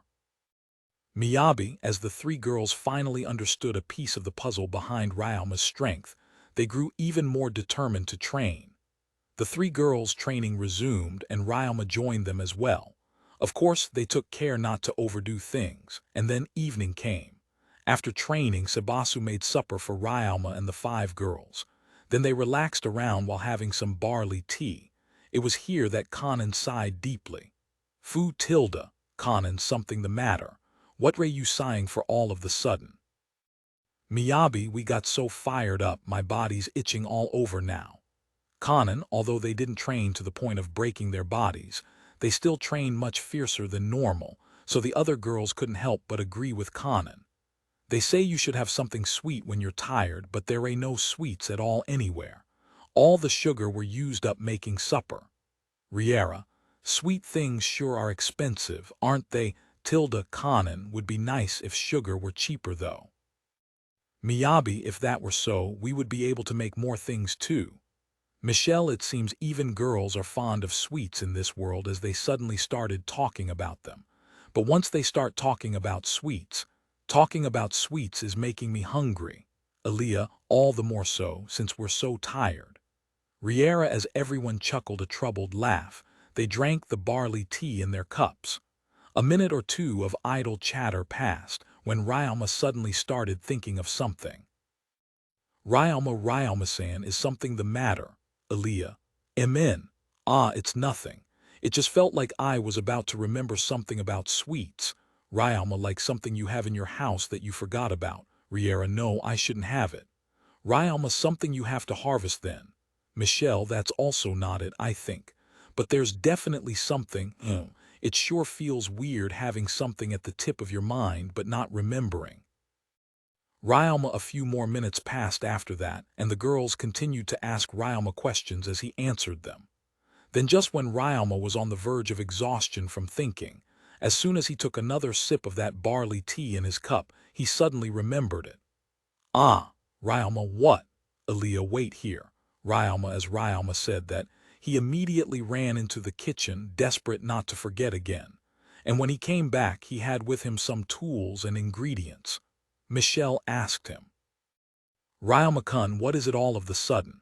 We don't get what's going on at all, so can you explain things a bit? Michelle, I think I might just be able to make some sweets with this. Ryama Volume 5, Chapter 7, Volume 5, Chapter 7. Raise your spirits and take the promotion exam. What was in Ryama's hands was a bag filled with wheat. Other than that, he also brought with him some cooking utensils and rice. Isn't that just wheat? Miyabi, can you make anything sweet with that? Michelle, you've never heard of mizuame. This can be used to cook, and in fact, you can give this a lick without cooking it. Ryama, Ilya, and the others were confused. I guess it tastes sort of like sugar. Michelle, as far as I know, the only ingredients used to make sweets are sugar, brown sugar, maple syrup, and honey. And then I guess there are also fruits. As for this one, I've never heard of it. Miyabi, hearing their responses, Ryama was sure now that mizuame didn't exist in this country. Well, in any case, I'll just explain to you guys while I prepare it. Ryama lined up the various wares he'd brought with him. Amongst those were 2 medium-sized pots with 2 handles, a cloth used for concocting medicine, a mortar and pestle, and several bowls. First, Ryama filled one of the pots with water. After filling the pot with water, we add the grinded rice grains. Heat, Ryama, as the wheat started boiling, the pot started blubbing and blurping. We'll keep this boiling until it turns into a porridge. In the meantime, Ryama filled a bowl with wheat, but then he poured its contents back into the bag. Then he added it back into the bowl and then back to the bag and again and again. Have you forgotten the amount you're supposed to put? Riera, Grandma made it for me before, so I can just barely remember how to make it. I only just remembered about it a while ago too, so... Well, the amount of rice should be right, but geez, who cares anymore? Let's just try it out. Water and grow. Ryama filled a third of the bowl with wheat, and then he casted water magic on it. Normally, he would leave this bowl of wheat and water for several days, changing the water from time to time to let it germinate, but Ryama used wood magic to forcefully speed up the process. Not long after, Ryama threw away the water, took the germinated wheat, and grinded it with the mortar and pestle. Elia and the others were still dubious, but they helped out nevertheless. And 20 minutes later, the rice that was being boiled in boiling temperature finally started to lose its shape as it turned into a thin porridge. Ryama added the grinded malt into this pot, causing a reaction between the starch in the rice and the enzyme in malt to create sugar. But the temperature most suited for sugar was 60 degrees Celsius. The current temperature was too high, so Ryama used water magic first to gradually cool the rice porridge. Well then, shall we start? After adding the malt, we lightly stir it and then, I hope this works. Reaction. Ryama converting the starch to sugar would normally take a day, but with Ryama's dark magic reaction, he forcefully sped up the process. As he continued to stir the contents of the pot while casting magic, the thin porridge-like state of the contents gradually turned into liquid. It's starting to smell sweet. Kanan. Wow. Miyabi, the two girls from the beast tribe, had better noses, so they immediately noticed the slight change in the aroma. And just as they said, the smell was indeed sweet. Moreover, there weren't any rotting odors. But just to be safe, Ryama still used Identify on the new substance. After confirming that it wasn't poisonous, Ryama filtered the contents of the pot with the cloth he brought. Then, after removing any residue left, the mizuame was completed. It's complete. The finished product was like honey. There was also enough to fill an entire rice bowl. Ryama then wrapped the finished product around some bamboo chopsticks. Freeze. Ryama wasn't sure whether it was because he hadn't boiled it enough, but the resulting product wasn't viscous enough. So Ryama had to use ice magic to lower the temperature and harden the syrup to make it stick to the chopsticks. Then he distributed it to Sebasu and the 5 girls. Of course, he also took some for himself. So this is mizuame, Michelle. It's made from rice, so it's also called komame. Anyway, give it a try. First, you knead it like this, and then you let it breathe in the air like this. Ryama needed his own mizuame-covered chopsticks, causing the mizuame to turn white. As he did, he was reminded of the mizuame candies back in Japan. The mizuame was hardened with ice magic, so the more Heck kneaded it and the hotter it got, the softer it would be. So it's best to eat it quickly. Delicious. So nostalgic, Ryama. It really is sweet. Kanan, it has a unique taste, but it's not bad. Michelle, it has a tender, sweet taste to it. Aliyah, the sweetness of the mizuame left Ryama in a state of nostalgia. The girls, on the other hand, enjoyed the sweetness of the mizuame. While Ryama was still immersed in nostalgia, Miyabi called out to him. Ryama-han, since this is made with just wheat and rice, can I make some too? Miyabi, right. Well, if it's just for personal use, I don't mind. But if you want to sell it as a product, I'd like to have some special privileges to be able to use as much as I want, both for my slime den restaurant and myself. And also, you should make it not with rice but with potatoes. Ryama stated his conditions for a short while, but Miyabi knitted her brows when she heard them. I'm sure Dad won't have any problems with those conditions, but won't your share be too small? Miyabi, nah, that's more than enough. Ryama isn't a merchant who specializes at handling ingredients, so he's the same as a beginner in that field. Because of that, he mostly relies on Gimyuru's stores and Miyabi's family to stock up on ingredients. So when it comes to selling the mizuame, he doesn't have anyone else to turn to except for the Seionji firm. To begin with, Ryalma didn't even make the Mizuame with the intention of selling it. He just ended up remembering it because of the flow of the conversation. So monopoly was the last thing on his mind. And that is exactly why Ryalma doesn't mind letting the Seiyonji firm sell the Mizuame, as long as the Seiyonji firm guarantees him and his Slame Den restaurant enough Mizuame to use as they please. Ryalma explained that to Miyabi. I think that instead of trying to monopolize Mizuame or hiding it, it's better to continue my good relationship with the Seiyonji firm. Besides, I've gotten a lot of help from Piro-san too. Ryalma, well, let's just leave it at that. Anyway, Dad's the one who'll be deciding.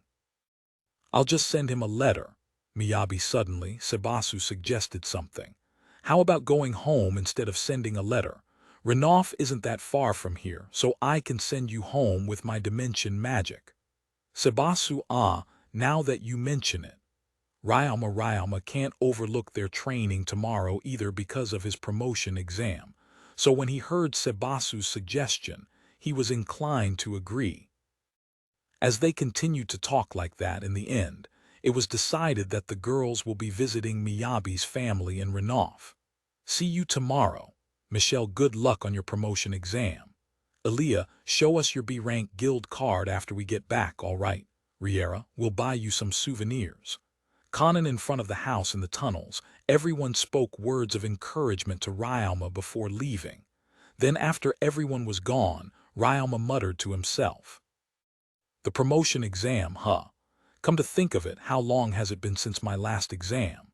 I got one when I registered for the first time, but the results then didn't really matter anyway. I should move my body a bit before sleeping.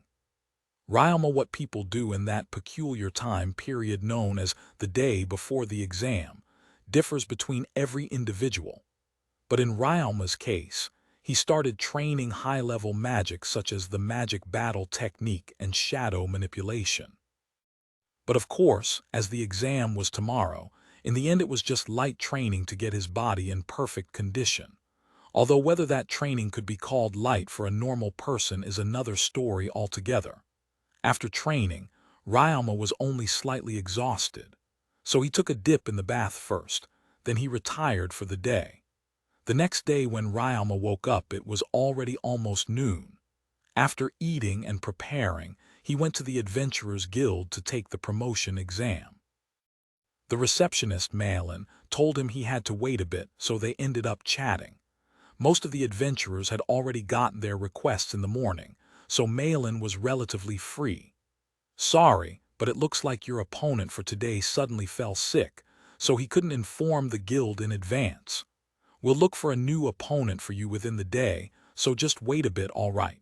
Malin, hearing that, Ryalma grew anxious. I don't mind, but you will find someone, right? Ryalma, well, there aren't really a lot of B-rank adventurers. And if we get someone strong but has a horrible personality, they'll get mad when they end up losing. You wouldn't like that, would you? Malin. Well, yeah. Ryalma nodded as if to say, obviously, while Malin laughed. Anyway, there shouldn't be any problems as long as we weed out the bad bunch. But there's really just too few adventurers who are B-rank up, especially when we limit it to Gimyuru. Not to mention how short notice this is. Actually, there's also the option of just subjugating a magical beast, but in the end we still need to hire an adventurer B-rank up to act as an inspector. And on top of that, you'll both have to go out to look for a B-rank magical beast. So not only will it cause more work, it'll cost even more money too. Malin. Wait a moment, Malin-san, aren't there people who would fit the bill, like Jeff-san or Mia-san? Ryalma, well, that's true, but they're not here right now. They're working on a request somewhere. Malin, oh. Ryalma, around this time, another female receptionist who looked like new hand went up to Malin. Malin-san, can I borrow you for a bit? Female receptionist. Sure, what is it? Ryalma-kun. Malin, I'll wait over there. If you can't find anyone, just let me know. Ryalma, Malin is still on duty after all, so there's no way she could keep chatting with Ryalma. In the meantime, Ryalma decided to kill some time by the notice board. 30 minutes later, Malin called out to Ryalma, who was still staring at the notice board. There sure are a lot of transport and escort jobs. Ryama-kun, we found someone. Malin, as soon as Ryama heard that, he immediately replied, and Malin brought him to the examination hall where the guild master, Wogan, and a pair of a man and a woman were. Sorry about that, we made you wait a bit. Are you ready, Wogan? Yes. I'll be in your care today. Ryama had already equipped his armor over his special battle clothes, which were made with slime thread. A blade could also be seen by his hips. Ryama was fully ready, so he greeted Wogan and the pair of man and woman, but sorry, but you're mistaken. Man, the person you'll be fighting isn't us. Woman, Ryama, those two are healers. They're here in case either you or your partner gets injured. Wogan, ah, so that's how it is. Sorry about that, though I'll still be in your care. Ryama, because of this, the atmosphere between Ryama and the pair became cheerful, but then, who was Ryama's opponent? Could it be that I'll be fighting you today, Guild Master? Ryama, nope, I'm only here to observe. Wogan, then in that case who? Ryama, it's me. Before Ryama could finish speaking, a voice reached him from the entrance of the examination hall. When Ryama turned around, what greeted him was a giant of a man with an adamantite hammer over his shoulder. His pair of eyes looked at Ryama with a ferocity like those looking at one's prey. Smiling, he walked toward Ryama. I see. He certainly is above B rank, isn't he? Ryama's opponent is none other than the S-rank adventurer Glenn. TL note. Mizuame if you've never seen one. This is actually Niriame, but it's close enough. Mizuame should just be a bit less stickier. Volume 5, Chapter 8. Smiling, Glenn walked over to where Ryama was, and Ryama greeted him. I'll be in your care today, Glenn-san. Ryama, sure, leave it to me. So it looks like we can finally fight, huh? You know, I've always wanted to see how strong you are. Glenn, we only happened to pass by each other. I'm amazed that you actually remembered me. Ryama, ain't easy to forget a guy calmly walking through the land of death. Especially when that guy happens to be a kid.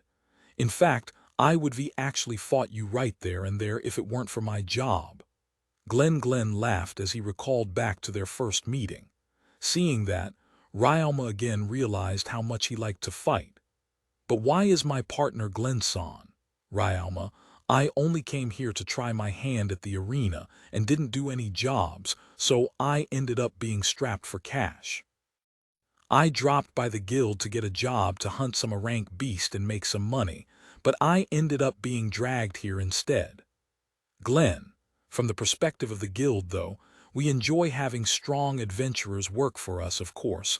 I'm not just talking about Glenn, but you too, Ryama. Wogan, while Ryama and Glenn were talking, Wogan interjected.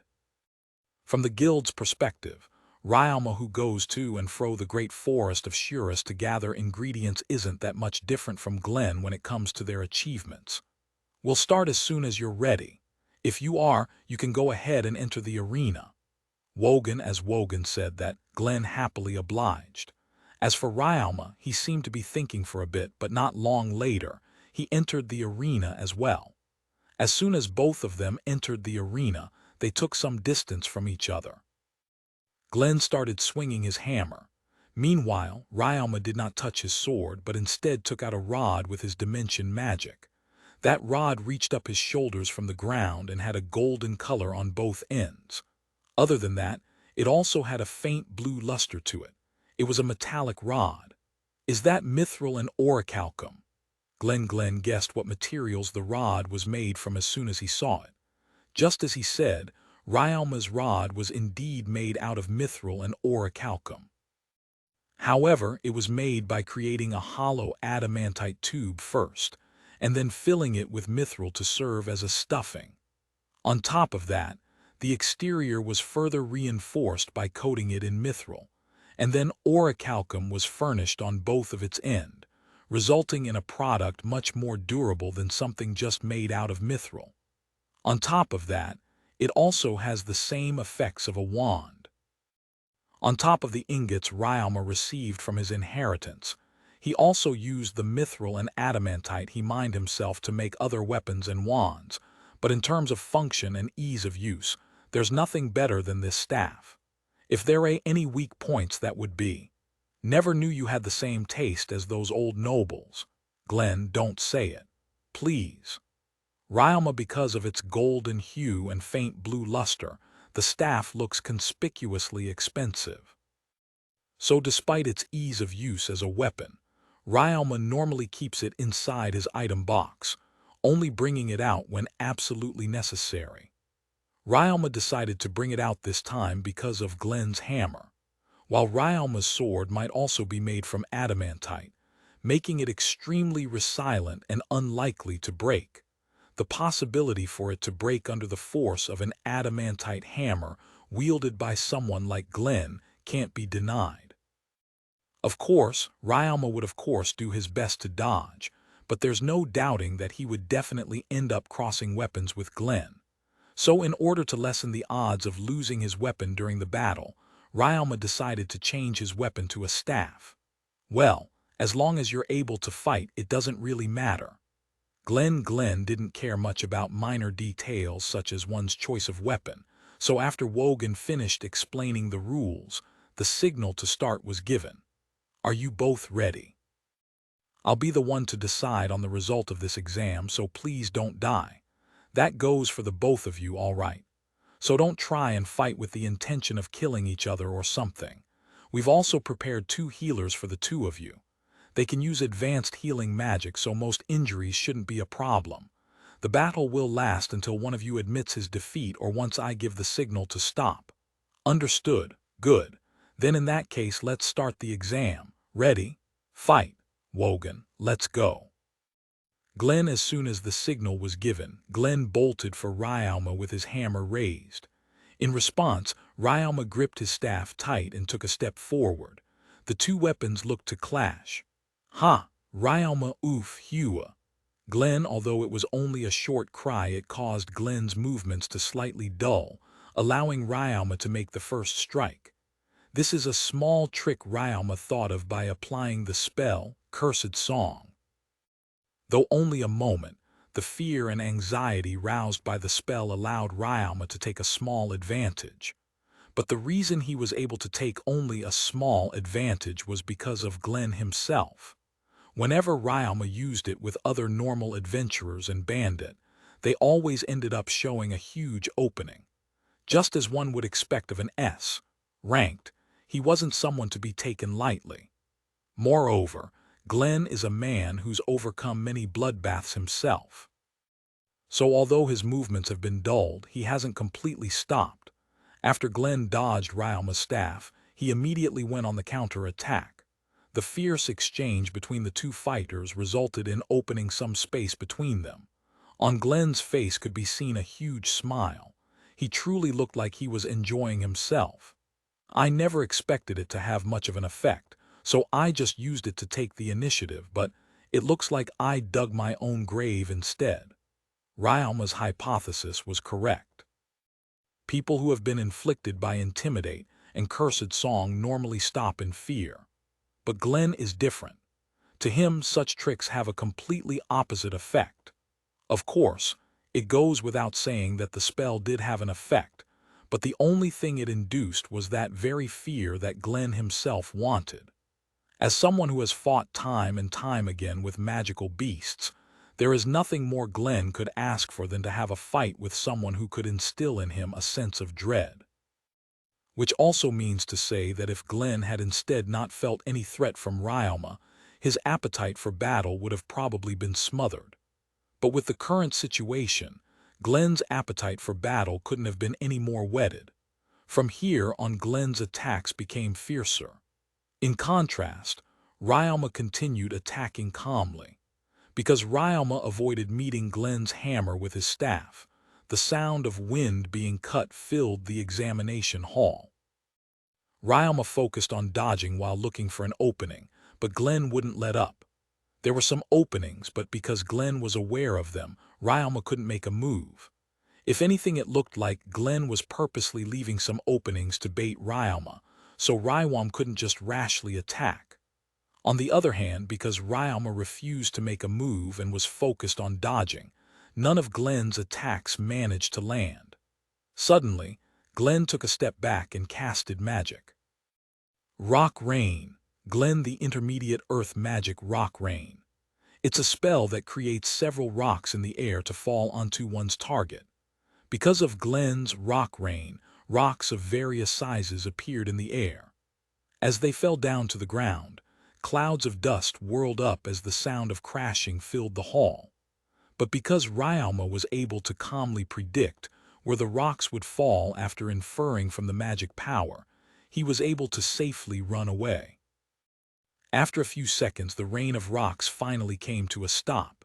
But now there were obstacles littered all over the arena. When Ryalma saw that, his brows immediately furrowed. Meanwhile, Glenn resumed his attack. His hammer was the same as before, but from time to time it would crash against a nearby rock, causing the exploding fragments to hurl toward Ryalma. Moreover, because of all the rocks, Ryalma's movements were being hindered, making it hard for him to dodge. With his staff and his Kai-strengthened body, he's been able to barely dodge everything so far, but at this rate, the situation will only get worse. So with that in mind, Ryalma passed through the gap between two rocks, and he casted his magic toward Glenn, who was chasing after him. Earth Needle. Ryalma 3 thick rock needles lined up and flew diagonally toward the ground. Ryalma wasn't the only one affected by the rocks. Glenn's movements were also being hindered. So with a rock on each flank and rock needles coming in from the front, Glenn had no choice but to jump back and dodge. In that moment, Ryalma focused High Kai on his legs, and he bolted off toward Glenn. Glenn swung his hammer again, but Ryalma jumped off of his needles, and he landed on one of the nearby rocks that blocked Glenn's movements. Ryalma kicked that rock, dodged Glenn's hammer, and then swung his staff. As Glenn dodged Ryalma's attacks, he realized that the battle would be much harder with Ryalma on the offense, so he swung his hammer diagonally up and left that area with the rocks and needles. "This is fun." Glenn, as he yelled that, he ran. Ryalma followed after him. Never expected Glenn-san to actually run away. Ryalma chased after him while being wary of any schemes, but before he could think of anything, Glenn stopped before a rock as big as an adult, and then he suddenly dropped his weapon. Ryalma immediately understood the reason behind that ridiculous move. "Take this, Glenn." "Ha!" Glenn took the giant rock in front of him, and in a flash he threw it at Ryalma. Although Ryalma was still shocked by Glenn's display of strength, he immediately concluded that he wouldn't be able to dodge the flying rock. So he made the decision to crush it with his staff, which he imbued with the earth magic crack, pulverizing the rock and destroying even the smallest fragments. However, this was the wrong choice. "Got ya, Glenn." While Ryalma was caught up with defending against the rock, Glenn had already picked up his weapon and rushed toward Ryalma. Ryalma might have managed to defend against the rock, but in exchange, he left a huge opening. Glenn wasn't going to let this chance pass by. He immediately bashed his hammer into Ryalma's left shoulder. Not even magic could make it in time now. "I can't dodge." Unable to dodge, Ryalma moved his staff to block the path of the hammer while reinforcing his shoulder, his arms, his staff, and his whole lower body with Kai. "Goo!" Ryalma receiving the full impact of the hammer with his body and staff hurt, but Ryalma didn't have the time to think about the pain. Magic Hand. Not good, Glenn. The magic power that Ryalma released took on the form of a giant hand. Glenn noticed it, but in the next moment, that hand had made a fist and buried itself into his stomach. Then, under Ryalma's breath, Ryalma muttered some magic words, and Glenn's giant body was blown almost 5 meters away. Rocket Punch, Ryalma. Glenn. Magic Hand is the magic Ryalma created yesterday in the training with Riera and the others. Ryalma then used the spell Rocket Punch with Magic Hand, resulting in Glenn being flicked off almost 5 meters away. Both these spells rely on the application of the neutral magic telekinesis. Mega Heal, Hugh. I didn't think I'd actually end up using something I just created yesterday. Well, A man's gotta do what he's gotta do, I guess. Ryalma muttered that, he used healing magic to restore his shoulder. As he wielded his staff again, he looked toward the area Glenn was blown off to. From over there could be seen Glenn standing up while rubbing his stomach. He seemed impressed by the fact that Ryalma could counterattack despite the position he was in. That one was good. Wait a sec, didn't I just break your arm? How are you still using that? Glenn, I healed it. Ryalma, the heck. So you can keep on fighting even after being injured. Damn, kid, you a zombie or something. Huh? What are you making that face for? It's a compliment, a compliment. You know, I fought with a C rank before and he cried so much from the pain that he couldn't focus on casting magic. Glenn, since when was being called a zombie a compliment? Ryalma wasn't sure what to think of Glenn's compliments, but their conversation didn't last long. Anyway, our battle ain't over yet, kid. Time for round 2. Glenn, their battle was just beginning. TL note, chapter for last week, or last week if it were posted yesterday. Chapter for last week on SAT. KMF is still being translated, guys. But next chapter isn't on me but my partner. I'm just making sure you guys know that it isn't dropped. Also, what ads do you guys find super annoying on mobile? The infolinks in text ads. The ones where something pops out of the words when you highlight them. Or the one that covers the whole screen when you enter the site for the first time. Thank you for listening to the story on KevinAudio.com Volume 5 Chapter 9. The boulders were crushed, the wind cried, the dust stirred, and the rocks grazed upon their skins. Glenn's hammer crushed another boulder as his hammer came swinging toward Ryalma. You really like to keep things interesting, huh?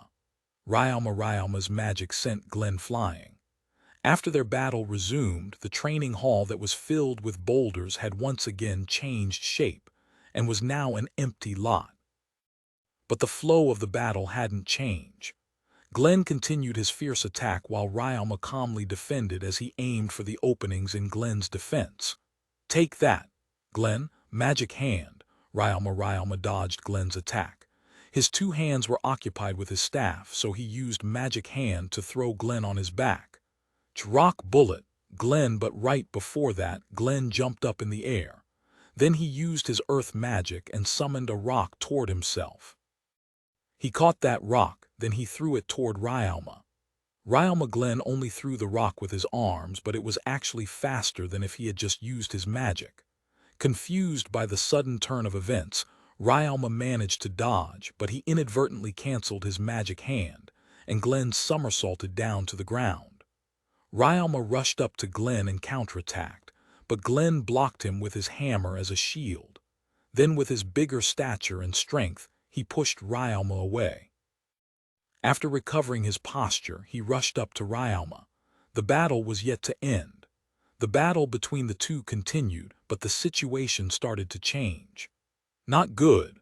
Ryalma, the hammer that Glenn swung with all his might, took Ryalma's staff with it, causing Ryalma to let go.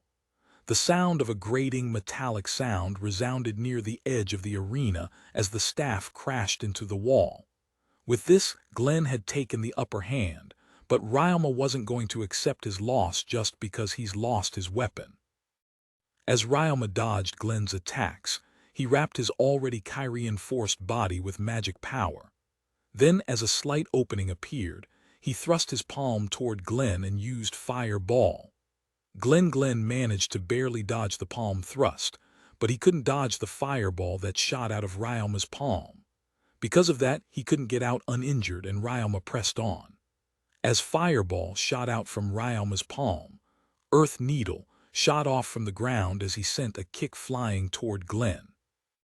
Then right before Ryalma regained his footing from the kick, he casted Wind Cutter.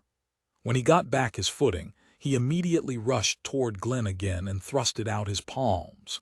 None of the magic he used were above elementary level, but because they were casted alongside his taijutsu, and because of how fast and close he casted them, they were quite effective. That's an odd way of fighting, but that's exactly what makes it amusing. Glen was forced to either dodge or parry every single one of Ryalma's attacks with his hands or his hammer. It was clear that he wasn't in an easy position, but despite that, Glen's expression didn't change. In fact, he was even laughing as if he was having the time of his life. Not an ounce of distress could be seen on him. Only the joy of fighting could be seen on his face. It's probably because he's like this that he's so strong. Although Glen was born with a strong body, he wasn't always an S rank. He suffered plenty of losses too, but because of how much he loved fighting, his heart never broke regardless of who he fought or how big the gap was in their strength. It's also because of his love for fighting that he was able to endure many situations he would have otherwise not. So Ryalma's hunch was indeed correct. As Glen survived Ryalma's onslaught of magic, he went behind Ryalma and he swung his hammer. Ryalma dodged to the right, but Glen's hammer followed Ryalma. In response, Ryalma focused his magic power behind him and he casted the electric-type magic, Stun Arrow. Right before he could cast his magic, however, Glen had already retreated, leaving the Stun Arrow without a target to hit. Not letting himself be disadvantaged, Ryalma took the opportunity to use his dimension magic to take back his staff. A dent could be seen on his staff after having been sent flying, but it could still be used as a weapon. Ryalma gripped it tight as he met Glen once more. Since he could dodge my magic even at point blank, he might also be able to sense magic. Should I use an area of effect spell then? I did get my staff back, so... Ice Spear. Ryalma using ice elemental magic power. Ryalma clad the edge of his staff and transformed it into a blade of ice. Then he executed a triple thrust. That ever-changing staff of his could thrust, sweep, and even bash. So it's a spear this time. Glen, you might be stronger, but I'm faster. Ryalma disoriented. Ryalma shot a wind cutter spell at Glen's feet as he thrust his spear. Then immediately after, he casted his original earth magic and distanced himself from Glen. Earth Fang. Ryalma, in the next instant, the area 3 meters around Glen started shooting out countless earth needles. Unfortunately, barely any of them hit. Seeing that, anyone would think that Ryalma failed, but Glen felt something was off, so he swung his hammer and destroyed the surrounding needles. Earth Bite. Ryalma at Ryalma's voice. The surrounding ground bulged and tried to bite Glen. It was as if the earth with needles sticking out of it was trying to swallow his entire being. In response, Glen bashed his hammer against the ground. Earth and sand blew up as his hammer descended, and rocks of all sizes shot all over the arena. But this time, Ryalma didn't defend. Instead, he attacked. With his Kai protecting his body, Ryalma rushed through the earth and sand with his wind magic, and he pierced his staff into Glen's stomach. That blow contained in it a force strong enough to make any man faint, but right before it could bury itself into Glen, it was stopped. Ryalma, what stopped the staff was the handle of Glen's hammer. Apparently, Glen had reflexively moved his hammer, allowing him to stop Ryalma's attack in the nick of time. To think the thrust of a staff could actually be stopped with something as thin as the handle of a hammer, as expected of an S-class. If this were a public duel, shouts of praises would surely have filled the hall. But at that moment, what shouted was not the voice of praise, but of the guild master. That's enough. Drop your weapons. Wogan, as Wogan's voice resounded, so did the signal to end the match. As Ryalma sheathed his weapons, he took a deep breath. The match now over, Glen laughed and went over to talk to Ryalma. You really are strong, especially that last one. Man, that gave me the chills. It's been a while since I've had this much fun. If you're up for it, we can still continue. Glen, no, that's enough. Also, if this keeps up, the bill for the repairs is gonna be ridiculous. Wogan informed the two with his hand on his forehead, his head seemingly in pain. When Ryalma and Glen heard that, they looked around them, and what they saw was a cracked, uneven land that had been lifted up. Countless traces of the battle could also be seen on the door and the walls around the area.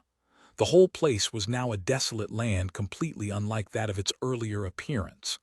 And naturally, the people responsible for this are none other than me and Glenn, with my magic and those rocks and that hammer of his. And so, because of various reasons, the battle can no longer continue. This duel is over. Wogan firmly reiterated that, and Glenn had no choice but to shrug his shoulders, saying, "I guess it can't be helped then. Thank you for today, Glenn-san. Ryama, don't sweat it. It's been a while since I got to fight this much. That aside, what about the results?" Glenn and Ryama both looked toward Wogan.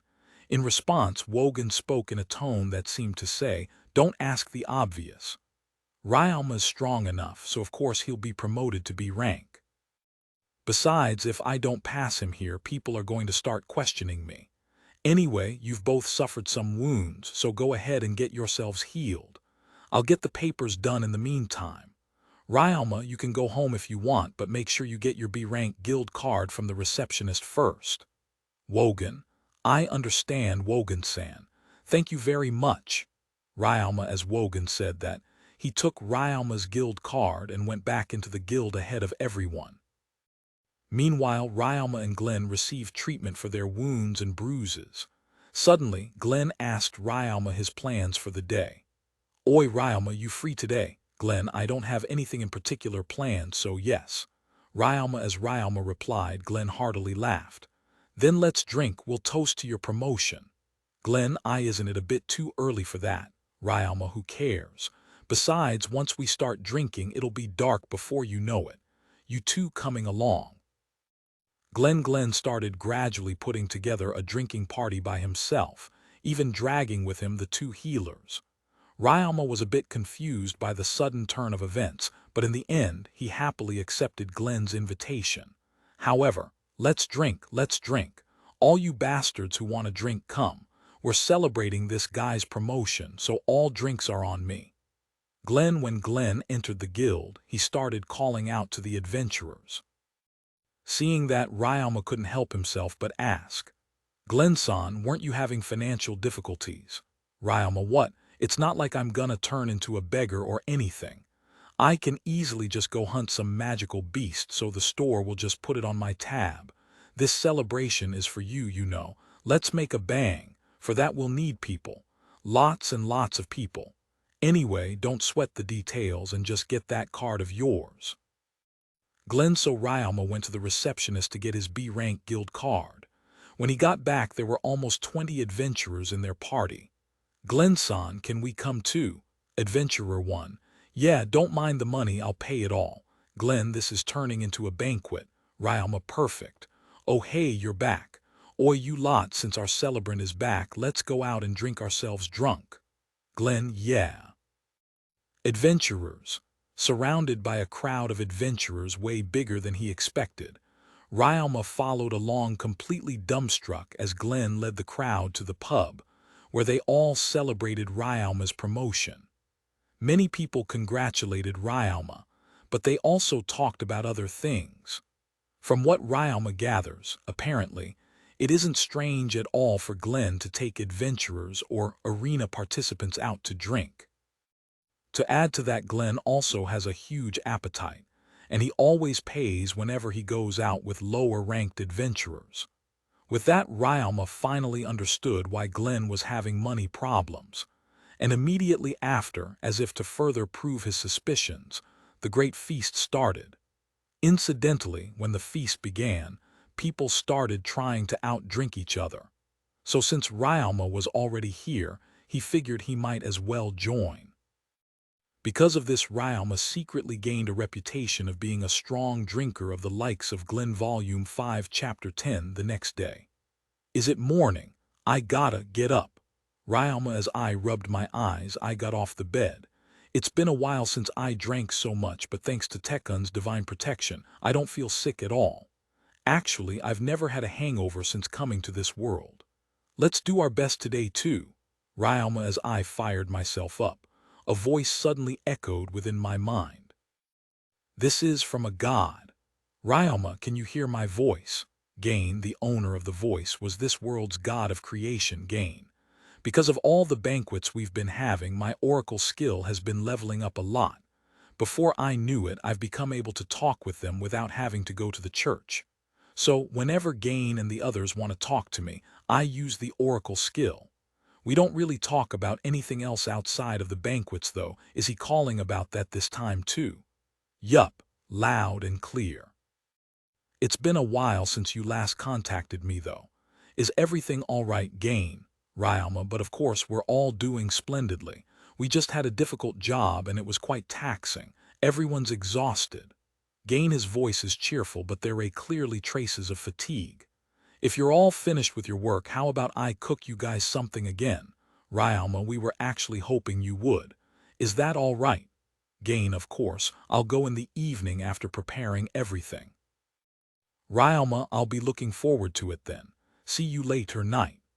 Ryalma, after those last words resounded in my head, everything went silent again. Incidentally, although I have to go to a church to enter the divine realm, there's a church east of the mines. It's built like those famous historical churches that I saw in my textbooks back in my previous world. It's really amazing. In fact, Gain and the others think so too. It's a lot closer than the church in town, so I can take my time. While I was thinking about what to cook, Elia and the others came. Didn't they go to Renoff? Are they back already? Miyabi's family is there, so they should enjoyed themselves more. I greeted them at the entrance of the house, talked a bit, then I invited them in. Apparently it was restless back in Miyabi's house, so they couldn't get much rest. In the end, they decided to just go back after an overnight stay. That aside, we bought you some souvenirs. Miyabi, oh right. They did mention about buying me some. Thanks. Ryalma, as I said that, Miyabi and Sebasu-san glanced at each other. Then Sebasu-san took out a bag as big as a watermelon from his item box. And then, as if Miyabi was waiting for me to ask, she answered. This is a Malquiles fruit. Miyabi, Malquiles. I've never seen nor eaten one, but I have heard of it. If I recall correctly, this fruit is. Is this the famed Malquiles fruit that's delicious but hard to cultivate and quick to spoil? Ryalma, Miyabi nodded, then she took out a fruit from the bag. The fruit was as rough as a pineapple and as big as a basketball. It feels hard and it seems to be hollowed in just one spot. This fruit grows from trees, so this hollow spot is probably where the calyx used to be. Thanks, I like it. Ryalma, since it spoils fast, I should probably go ahead and use the light magic preservation. Good. It's too much to eat by myself, so I guess I'll cut it for lunch and serve it as dessert. As I was thinking that, Miyabi spoke. There's still more, you know. Next up, Miyabi, there's more. This one's from my dad. Miyabi, as Miyabi said that, this time she took out a rectangular wooden box that looked heavy. It was stuffed full of meguribushi. Oh, so this is a part of the payment for the production of the mizuame.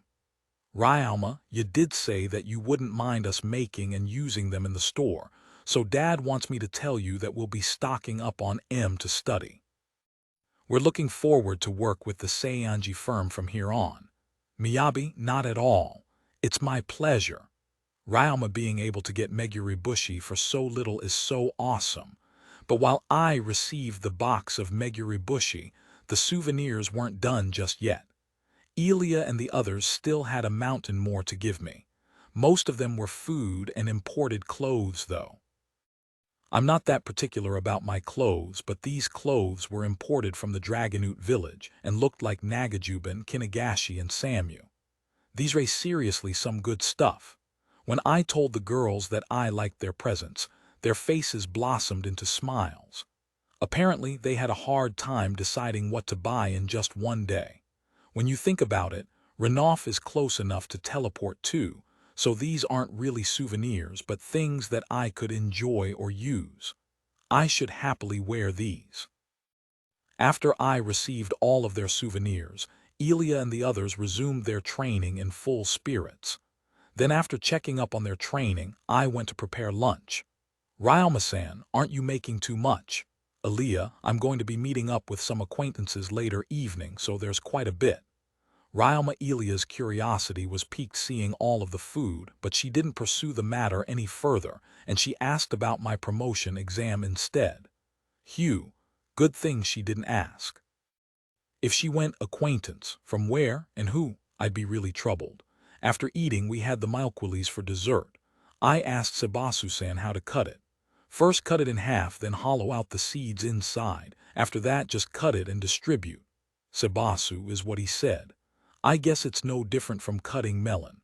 Following Sebasu's advice, I reinforced my kitchen knife with kai, then I effortlessly cut the malquilis in two, causing white liquid to gush out. At that, an intoxicating sweet smell suddenly filled the room. It probably seeped outside too. Can a fruit really emit this sort of fragrance? This fragrance is proof that it's ready to eat. When it's still too raw or too ripe, the fruit won't emit this smell.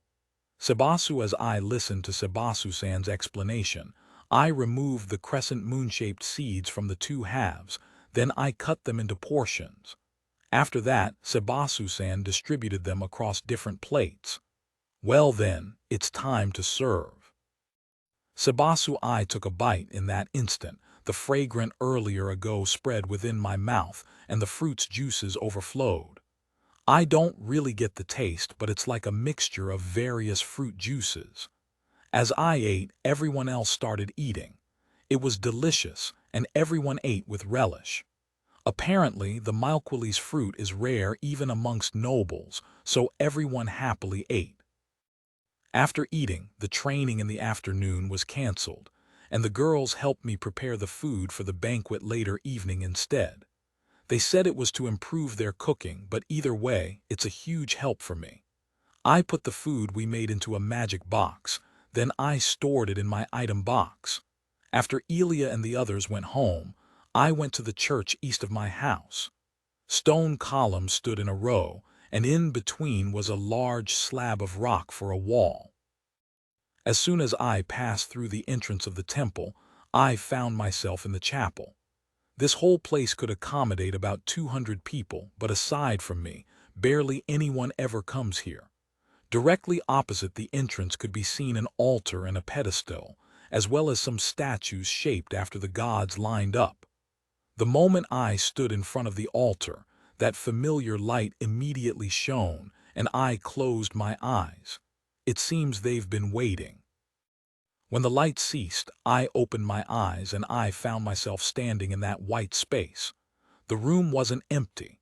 There was a table and some chairs, and more importantly, there were plenty of familiar faces. "We've been waiting, Ryalma, take out those snacks. Tekun, can't you wait for a bit?" Novir, as soon as I appeared in the room, Tekun immediately asked for the snacks, leading him to meet Novir's rebuke. All the gods I know are present. Even the one who's usually absent, Novir, is here. As for why he's usually absent, it might be because he's bad at rowdy stuff like this. "Long time no see, Kufo. Sorry for always troubling you." Gain, Kufo. It's been a while. Everyone seems to be here today. Ryalma, we just finished an important job after all. Everyone wants to relax. Rurusha, speaking of important jobs, there's only one thing that comes to mind. Did you figure it out? Meltrise, the Demon King's fragments. Ryalma, precisely. Meltrise, the goddess of sleep and death, Meltrise spoke. She's always somewhere near every time I notice her presence. Well, I've gotten used to it already though. That aside, they were apparently still looking for them. I've heard them finding those fragments so many times, so I thought they found them all already. This time we found 3. Grimp, that many. Ryalma, 2 were at the bottom of the sea. 1 was underground. There are more elsewhere too. He sure hid them well. Grimp, that guy's body burst and scattered a lot when we were fighting him. Shouldn't have let him. That just gave him a chance to hide himself. Kirilul, this time the god of farming, Grimp, and the god of war, Kirilul, spoke. Wait, so you guys made the Demon King blow up several times. I'm impressed he managed to run away. If a human were in his shoes, he would have died long ago. Apparently, the Demon King's power seems to be hidden. But on top of that, because they're just fragments, their power is weak.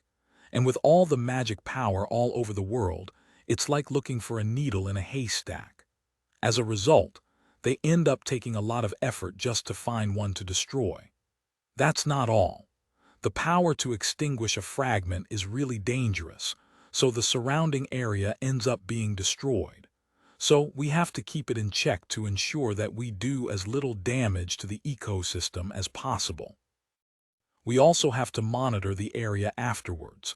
Kirillal, the point is that it's really exhausting, so it makes us want to drink. Grimp makes sense here, more snacks. Ryalma thanks. Grimp, this time the goddess of land, Willyris changed the topic and Kufo joined in. That's enough complaining, you guys. Willyris, right. By the way, Ryalma, what have you been up to lately? We didn't have the time to watch recently, so we're a bit late on the happenings. Kufo, the gods all looked at me as I recounted my time in the Magic Beast tournament and with Elia's group. The topic this time was a lot more cheerful. Oh, so you're teaching those girls now? Willyris, yes, everyone's doing really well. For example, Ryalma, I happily talked about my time alone and with the girls training. I even had a glass in one hand and snack in the other as I talked, but there's a limit to how long I can stay here. It's almost time. Meltries, already. Grimp, well, let's continue this next time. I think you'll have more stories to tell us then. Kirillal, I look forward to it. Tekun, Meltries reminded us of the time, so we started to end the banquet. After we finished, the light shone again. Suddenly, however, Willyris handed a map to me. Ryalma, you're already free from the last fragment, right? Willyris, this is a map of Troll Canyon. That's the canyon where the execution grounds is located, the place where I found the fragment. On the map, there's a point that shows where I can excavate magic jewels.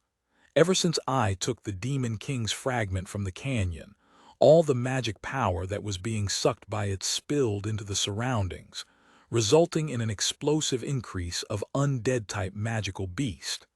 Magic jewels have also become a lot more common. With this map, I'm guaranteed to find a lot of jewels. It's a map from the goddess of land herself, after all. Naturally, the number of magic jewels you could find with it would be way over the top as compensation for some food. I didn't really know what else to say, so I just gratefully accepted it. Thank you very much. I'll gather some when I go out to feed the grave slimes. Ryalma, don't mind it. We'll ask you to prepare a banquet for us again, so set those aside for the food costs then. Willyris, sure. Then, until next time. Ryalma Volume 5, Chapter 11. The days passed, and the girls' training never ceased just as the people hustled about their daily lives. Until finally, a month passed. Countless researchers dropped by during the time, pestering us to no end about the slime research. Fortunately, Director Paul was able to handle them. There were some pushy ones, sure, but Paul says they're still way easier than his old superiors back at his old lab. I don't know whether he enjoyed his time there or not, but he certainly learned a lot. Oh, speaking of which, it's actually been a while since I last showed my face at the lab. But then again, I was never really one to show my face much because of my adventurer work. And they would just send me a letter whenever there's a problem, so I guess it's not really anything new. I would just end up drowned in proposals if I show my face anyway, so I guess it's best that I keep my distance for now. Recently, more and more people have been wanting to work at the lab. Apparently, they caught wind of our lab's favorable accommodation from the employees when they ate together during their visit. We were actually already expecting people to apply since we knew the slime research would inevitably lead to people getting laid off, and have already made preparations, but the turnout was much more than what we could have expected. Hiring is a delicate process. We can't just carelessly hire people, we also have to watch out for corporate spies. Because of that, applicants have to work at the laundromat first, where they're monitored for any unusual behavior, after which they are then ran through some further background checks. In the process, some people end up just working in the laundromat instead, being fully content there and no longer pushing to apply for the lab. Regardless, the sudden influx of new workers resulted in us abruptly opening a new branch. The girls' training is going splendidly too.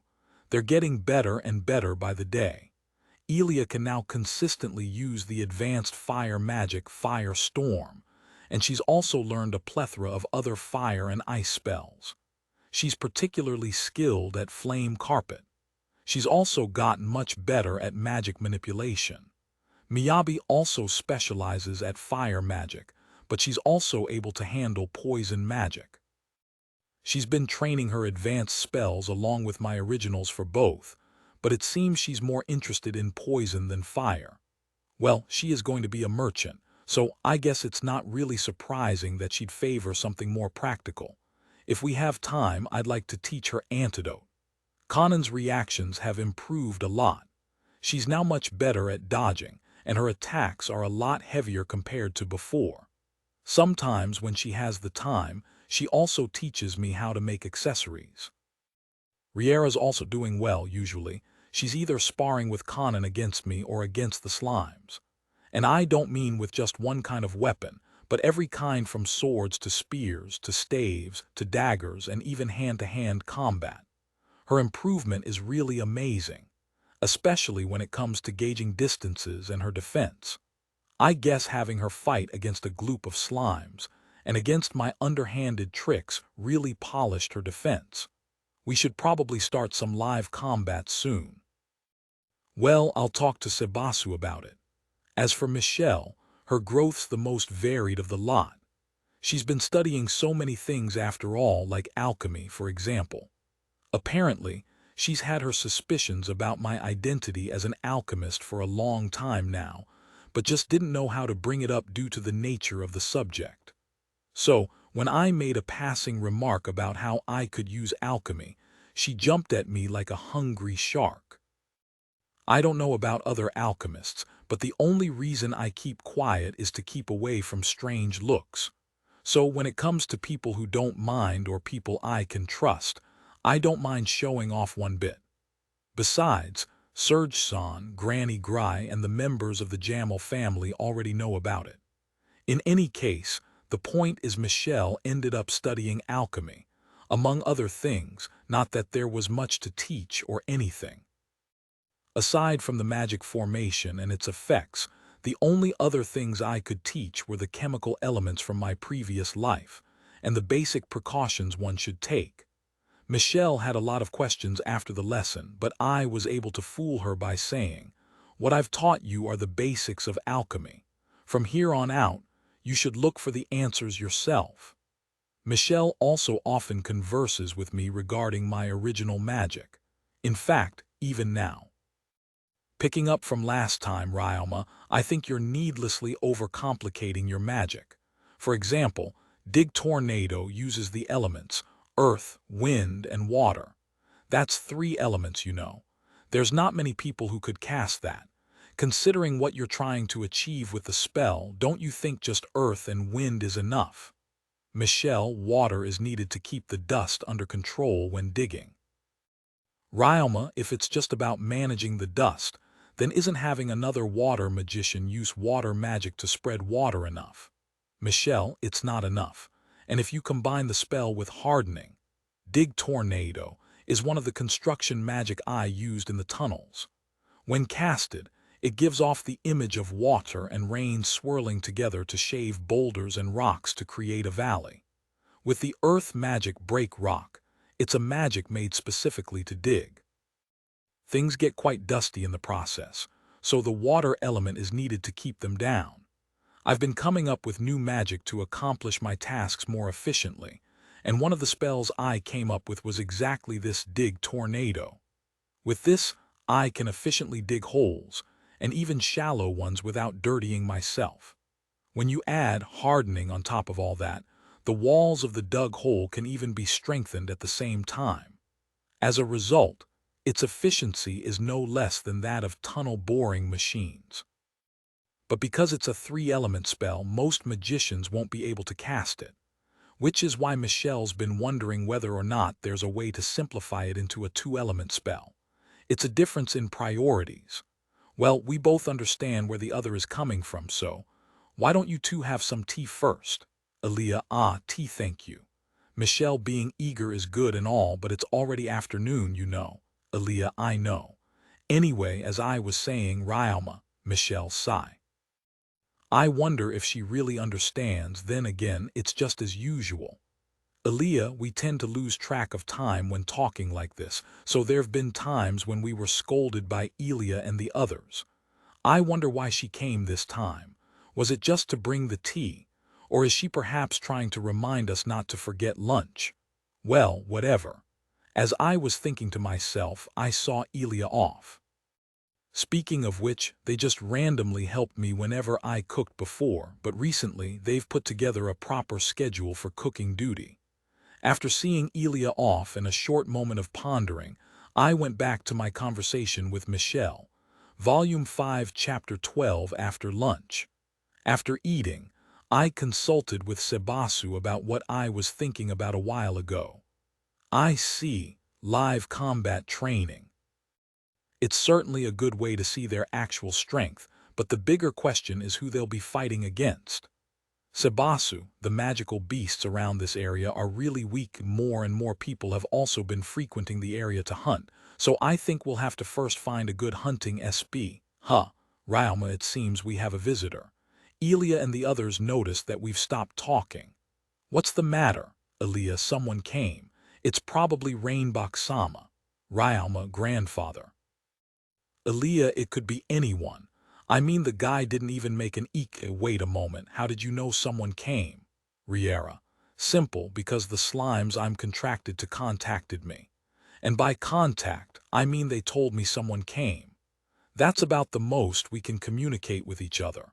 But while it could certainly be anyone, considering there are flying beasts at the airpad according to the slimes there, then it's probably Rainbok Sama. The airpad is fully functional with the tower and flags for communicating, but as far as I know, only Rainbok Sama can use those. There's an area here in the mines rarely frequented by people where tree slimes live. They can't move, but I can communicate with them like with the other slimes, so I've ordered them ahead of time to inform me when someone comes.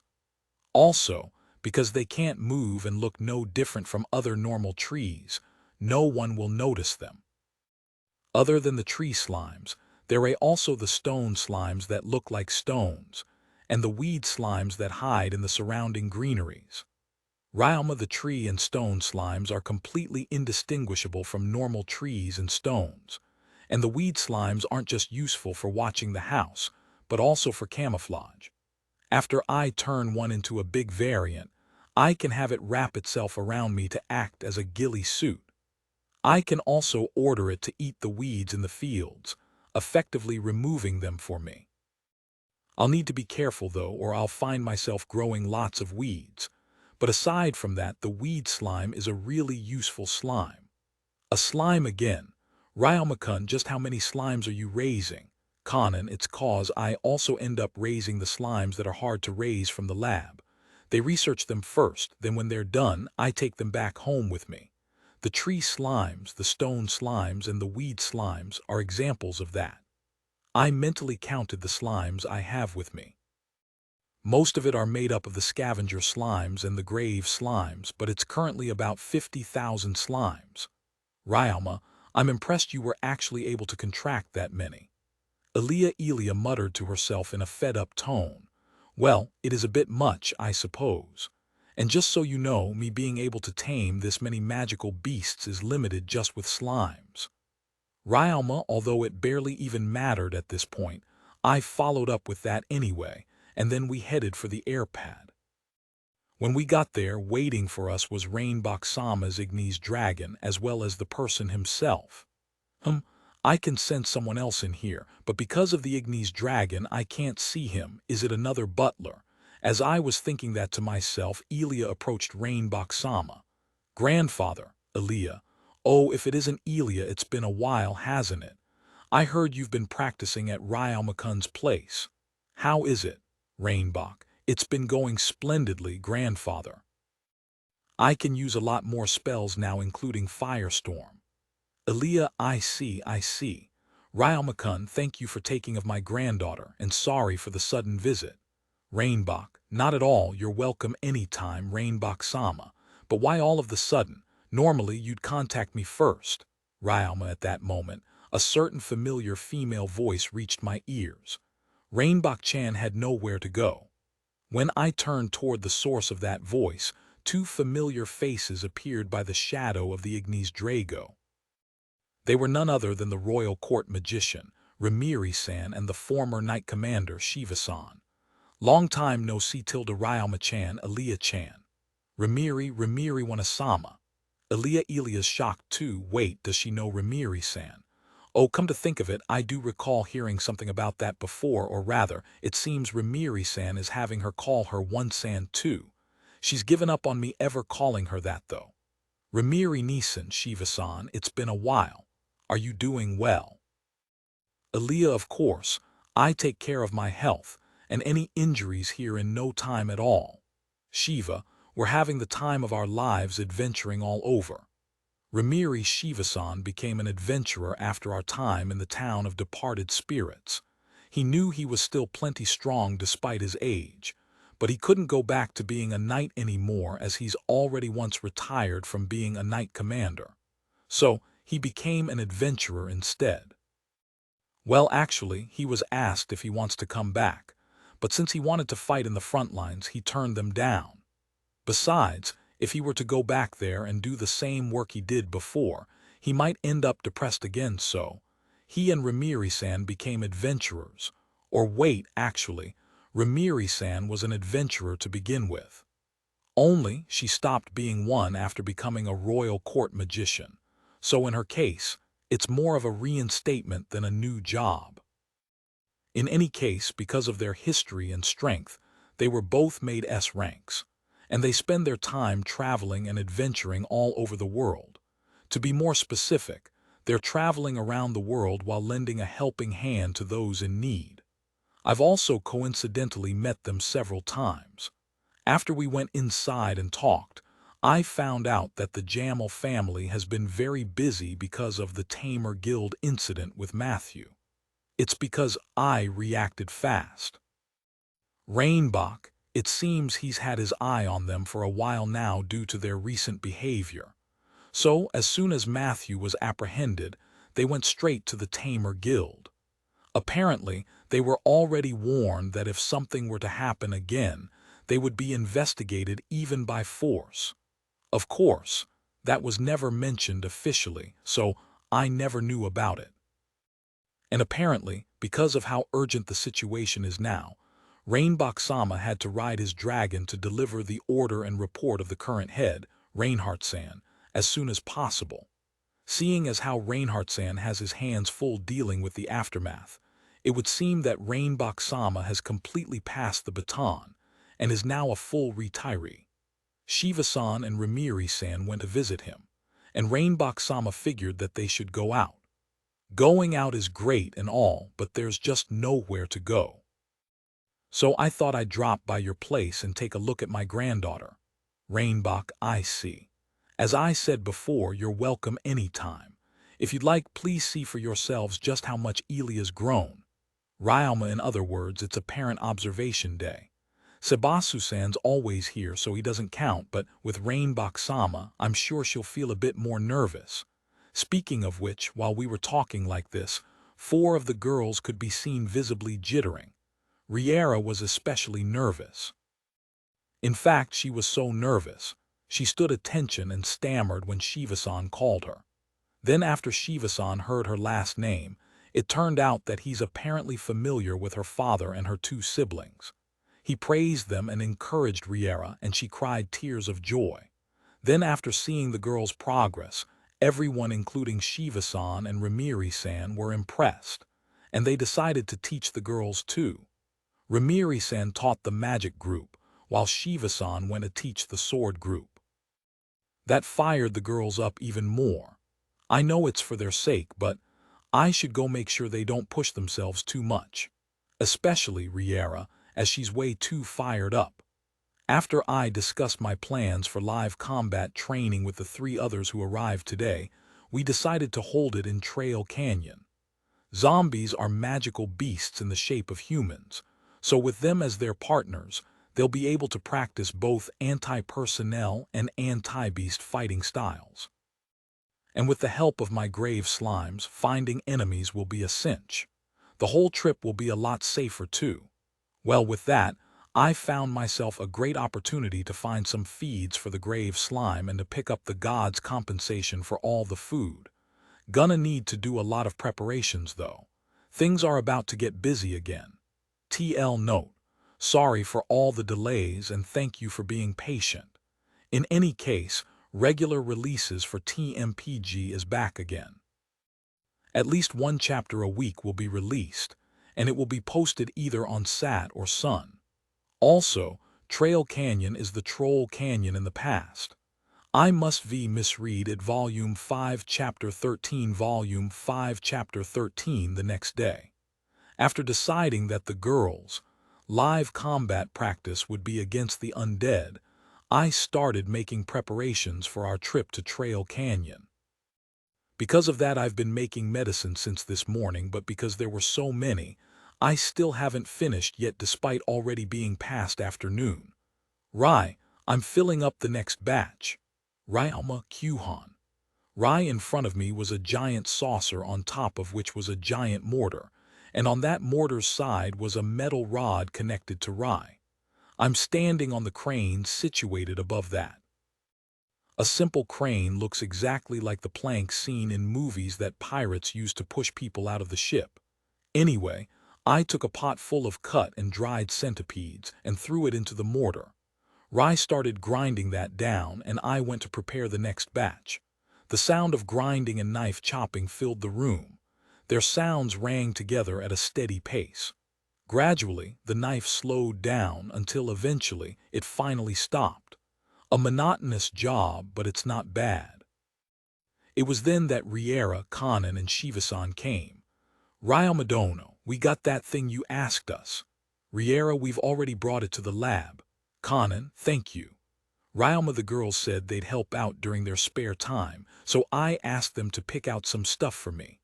More specifically, I asked them to gather the moss and the mold of the moss slimes and the mold slimes growing in a room in the tunnels. They like places that are dark and damp, so I'm raising them there where it's dark and has plenty of magic power. In exchange, they can grow me lots of blue molds and slimy luminous moss. Once I finish filling 5 barrels of pulverized centipede, I'll go work with those. These centipedes are big and hard, and even small ones would take an adult some time, so it's going to take a while. It wasn't until it was almost evening when I finished pulverizing the centipedes. Before taking the barrels of powdered centipede, I thanked Rai by feeding him some hay and branch from the tree slimes. Then I went to the lab. I should start with the easier one first. I picked out the barrels full of blue mold from the barrels at the corner of the room and used alchemy to separate it into its components and produce penicillin. Penicillin coming from blue mold is common sense back in my previous world. I used alchemy again, and it's done. All the penicillin I need, and I barely broke a sweat. Normally, it'd take a lot more knowledge and work to make one, but with alchemy, everything becomes so much easier. Although finding the right mold took a while since they all look similar. Oh, don't get me wrong, I'm not complaining or anything. In fact, easy work is great since it's convenient, but the god of magic, Fernovir, doesn't seem to like alchemy. I think it's because Gain just randomly made it up. And with him being a serious god compared to Gain and the others, the rushed job probably rubbed him the wrong way. We're not very close, but he is a god and he's never really said anything unreasonable. He never told me not to use alchemy or warned me about it. Our relationship, I guess it's of kind like a boss and his employee. Oh, but of course, he's not as cold as the bosses back in my previous life. As I was thinking that to myself, I finished making the penicillin. And then I used that penicillin to make all sorts of ointments, from ones that stop bleeding to ones that treat burns, and even shallow wounds like scratches and grazes. I always bring these with me whenever I go to the Trail Canyon. They're necessary especially since the undead at the canyon have started picking up the weapons left by other adventurers. And because they can't maintain their weapons, Their weapons are all rusted and covered in mud, making catching tetanus highly probable. Anyway, I'll just seal the remaining penicillin and store it somewhere cold for when I make more ointments. Now, where's that slimy luminous moss hum? Ryama, as I was just about to get to work on the next one, Michelle, Shiva-san, and Rimiri-san entered the lab. Ryama-kun, is there anything we can help with? Michelle, training's over for the day, so let us help out. Kan and Oh, I guess the other ones are making supper then. You came at a good time. Crush these chopped mosses until they're all syrupy. Ryama, they won't be using the giant mortar for this, and will instead be using a simple mortar and pestle. I take one for every person, and they start crushing moss. Meanwhile, I grab my cauldron and start the fire. While working, Shiva-san asked me what kind of medicine I was making. I'm making potions of all sorts, from antidotes to ones that recover health. Also, because of this moss special trait of storing mana from the air to glow, the resulting potions will last longer than normal. Ryama, it's like a preservative for potions. When Shiva-san heard that, he asked, does it matter that the moss stores mana? I've also used a lot of potions back in my days, but I've never paid much attention to the ingredients. Shiva, it's outside of his specialty, so it can't be helped. Medicine in this world is divided into 3 categories: medicine, magic medicine, and potion. Medicine is medicine. Its effects are solely dependent on the combination of ingredients and has nothing to do with magic. Magic medicine is similar but uses ingredients brimming with magic power to create various effects. Potion is actually a kind of magic medicine, but it's only the ones that have instant effect that are truly known as potions. In a sense, a potion is really just healing magic that utilizes the magic power of its ingredients, which is why its effects wane as time passes, until eventually it becomes completely useless. In other words, it has an expiry date. So, adding the liquid of the moss to the formula will give the potions a longer expiry date. Ryama, so that's how it is. Shiva, around this time the water started boiling. So, I gathered the liquid moss and added it into the cauldron. There are some slimy parts, but those'll coagulate in the heat. So I just wait a little bit, then I scoop them out, wring them, and then throw them away. Meanwhile, Michelle started asking a bunch of questions. Can you only use that liquid for potions? Michelle, of course not. You can also use it for other stuff like killing undead, for example. Since the stored mana is light mana, having 1 or 2 vials with you can be a lifesaver. Ryama. Michelle thought for a while, then she spoke. Can you use that in place of magic jewels? Michelle, in place of magic jewels. Ryama, if it stores magic power, then it's the same as magic jewels. Can't you use the magic power that normally gets used for healing for something else? Michelle, it's possible, but it's not easy. Ryama, the moss certainly stores magic power, but that magic power is gradually vanishing. So, unlike magic jewels, it has an expiry date. It won't last long in liquid form either, as it'll only get worse with usage. And there's no point in storing magic power into it yourself, since that'll just be wasting your own magic power. Frankly speaking, it's much better to just go and buy some actual magic jewels. It's way more convenient and will save a lot of hassle, but apparently Michelle had a different opinion. Can I get some of that liquid? I want to try something. Michelle said that with a serious face, and as she got 3 vials from me, she thanked me.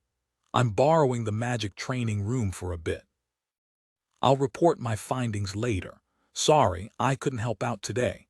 Michelle, as she left the lab with those words, Rimiri-san spoke. Ara, seeing Michelle-chan like that sure reminds me of my days as a royal court magician. Rimiri, really? Ryama, there were a lot of people like her back there. She's talented too, so who knows? She might actually be a royal court magician one day. Rimiri, she laughed as she said that. By the time we were done working, Sebasu came to let us know supper was ready. So we went to get Michelle. And when we entered the training room, Michelle was there drawing magic formations with sparkles in her eyes. Along the way, She told me that she tried to use the moss liquid in place of magic jewels for the ink, and she succeeded. Alchemy had to be used to balance the water content, but with this discovery, the cost of magic formations would greatly go down. Michelle had a huge smile as she happily reported that Volume 5, Chapter 14, 5 days later after preparing for 3 days. We rode on Rainboxama's Ignis dragons and headed for the Trail Canyon. Right now, we're taking a breather somewhere in the mountain roads, but it won't be long before we reach Teresa, the town closest to the canyon. Everyone's carrying an item or two with them, but most of our luggage is being stored in mine and Sebastian's item box and dimension home. I've especially packed plenty of medicine, weapon, equipment, and other tools in mine. There's enough that we can afford to stay in the canyon for a long time and still have enough to sell to other adventurers. It's common courtesy for adventurers to help the ill-prepared. Of course, that's provided that there's material to spare. 2 of our party's members are S-rank adventurers, and Sebastian and I can fight pretty well too. And when you add the grave slimes on top of that, there's no question that we have more than enough to watch over the girls' training. I mean, if anything, this much is overkill. Anyway, setting up the camp defenses at the canyon was my job, so I'll be doing just that while selling to the passing adventurers and digging out magic jewels. The place hasn't really changed much in the past years, and with the grave slimes being the undead's natural predator, there won't be much for me to do. Should we head out now? We should be able to reach Teresa soon.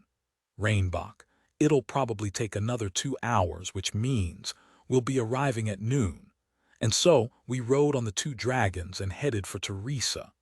The dragon I'm riding on will listen to orders even if Rainboxama's not riding it, so I'm sure we won't fall, but it's still nerve-wracking. And I'm not sure why, but for some reason, these Ignis dragons don't seem to like me. They don't hate me, but they have their guard up, whatever. Rainboxama did say that it's fine, so I'm sure it's safe. I'm sure they'll eventually get used to me. And people back at my previous life did say that animals can feel when people are nervous, so, wait, can I even put dragons and animals in the same basket? A strong wind blew as we passed over the mountains, but the dragons continued on unfazed. About an hour later, the walls of Teresa finally came to view. What a big town! Elia, it's gotten a lot bigger these past 2 years. It was so small back then too. Ryalma, the sound of the wind drowned our voices, so we had to yell at each other to talk even though Elia was right behind me. Teresa's no Gimyuru, but it's a lot bigger now compared to when I first visited it. A lot of undead had started appearing at the canyon, and when adventurers went to investigate, they happened upon a magic jewel vein. From then on, a lot of adventurers and diggers started coming, resulting in the town's exponential growth. The town walls that appeared from a distance grew closer in the blink of an eye, a testament to the dragon's speed. We'd cause a ruckus if we were to land in town, so we landed some ways away from the town and then walked. They were already expecting us, so when we got to the gates, there were 8 guards all in all ready to receive us. We did ride in a dragon after all, 2 no less. So of course, they'd be able to prepare even without us asking them to. Thanks to that, the process went a lot smoother and we were able to get into the town quickly. It was then that Shiva-san spoke. We should be staying at the inn tonight, but we can also go ahead if you're all fine with it. Is everyone tired already or? Shiva, it's almost noon, but we've already eaten, so there's not really any reason to walk around town. I'm still fine. I was just riding at the back of the dragon after all. Riera, everyone nodded. And so, we'll be pushing our plans forward a bit. But before that, can I drop by the Adventurers Guild? I figured I might as well get some simple requests. Ryalma, no problem, they all said. Like that, we headed for Teresa's Adventurer Guild. The town of Teresa is situated at the western edge of the country, a frontier, so to speak. Yet despite that, the streets were hustling and bustling with people and carriages. There's so many people even though it's the border. Oh, by the way, would it be a light to dig some magic jewels myself? Kanan, as long as you give a part of it or pay the corresponding tax, then there shouldn't be any problems. I don't know whether the Lord in charge of this place is just tolerant or because he needs that much money, but he seems to be just watching how many the people can actually dig. He might also just decide to monopolize everything one day. Yeah, there's a lot of rumors going around now, good or bad, but for now it should be fine. Ryalma, the future is a mystery. Even if you can right now, that doesn't mean you'll be able to in the future, so you should take your chance now. Is what everyone else is thinking, which is why there's so many people here. Oh, we're here. We saw a couple of adventurers when we entered the guild. It's noon, so most of the adventurers are either out working or eating. It's a lot quieter here than outside, but as soon as we entered, all eyes focused on us. Most are just glancing, but a fifth of them are outright staring at us. Well, we do stand out, so it can't be helped. Ah, it seems there are people who know of Rimiri Nisan and Shiva-san. I'm sure they must have been trying to be hush about it, but it's really quiet so they can still be heard. After I greet everyone, I walk up to the request board. Let's hurry and find something Elia and the others can do, and then get out of here. And just as I was thinking that, I found something suitable. An investigation of the Trail Canyon that can be accepted anytime by E-rank adventurers up. The pay's cheap, but they'll pay more if the info is good. It's really more of a patrol than an investigation, so it's really easy. Also, because a lot of monsters appear in the night, it's recommended that only C ranks above go. And as such, they'll also be paying more for those who can investigate in the night. We were planning to stay at the canyon for a long time anyway, so we might as well. But was there always such a warning?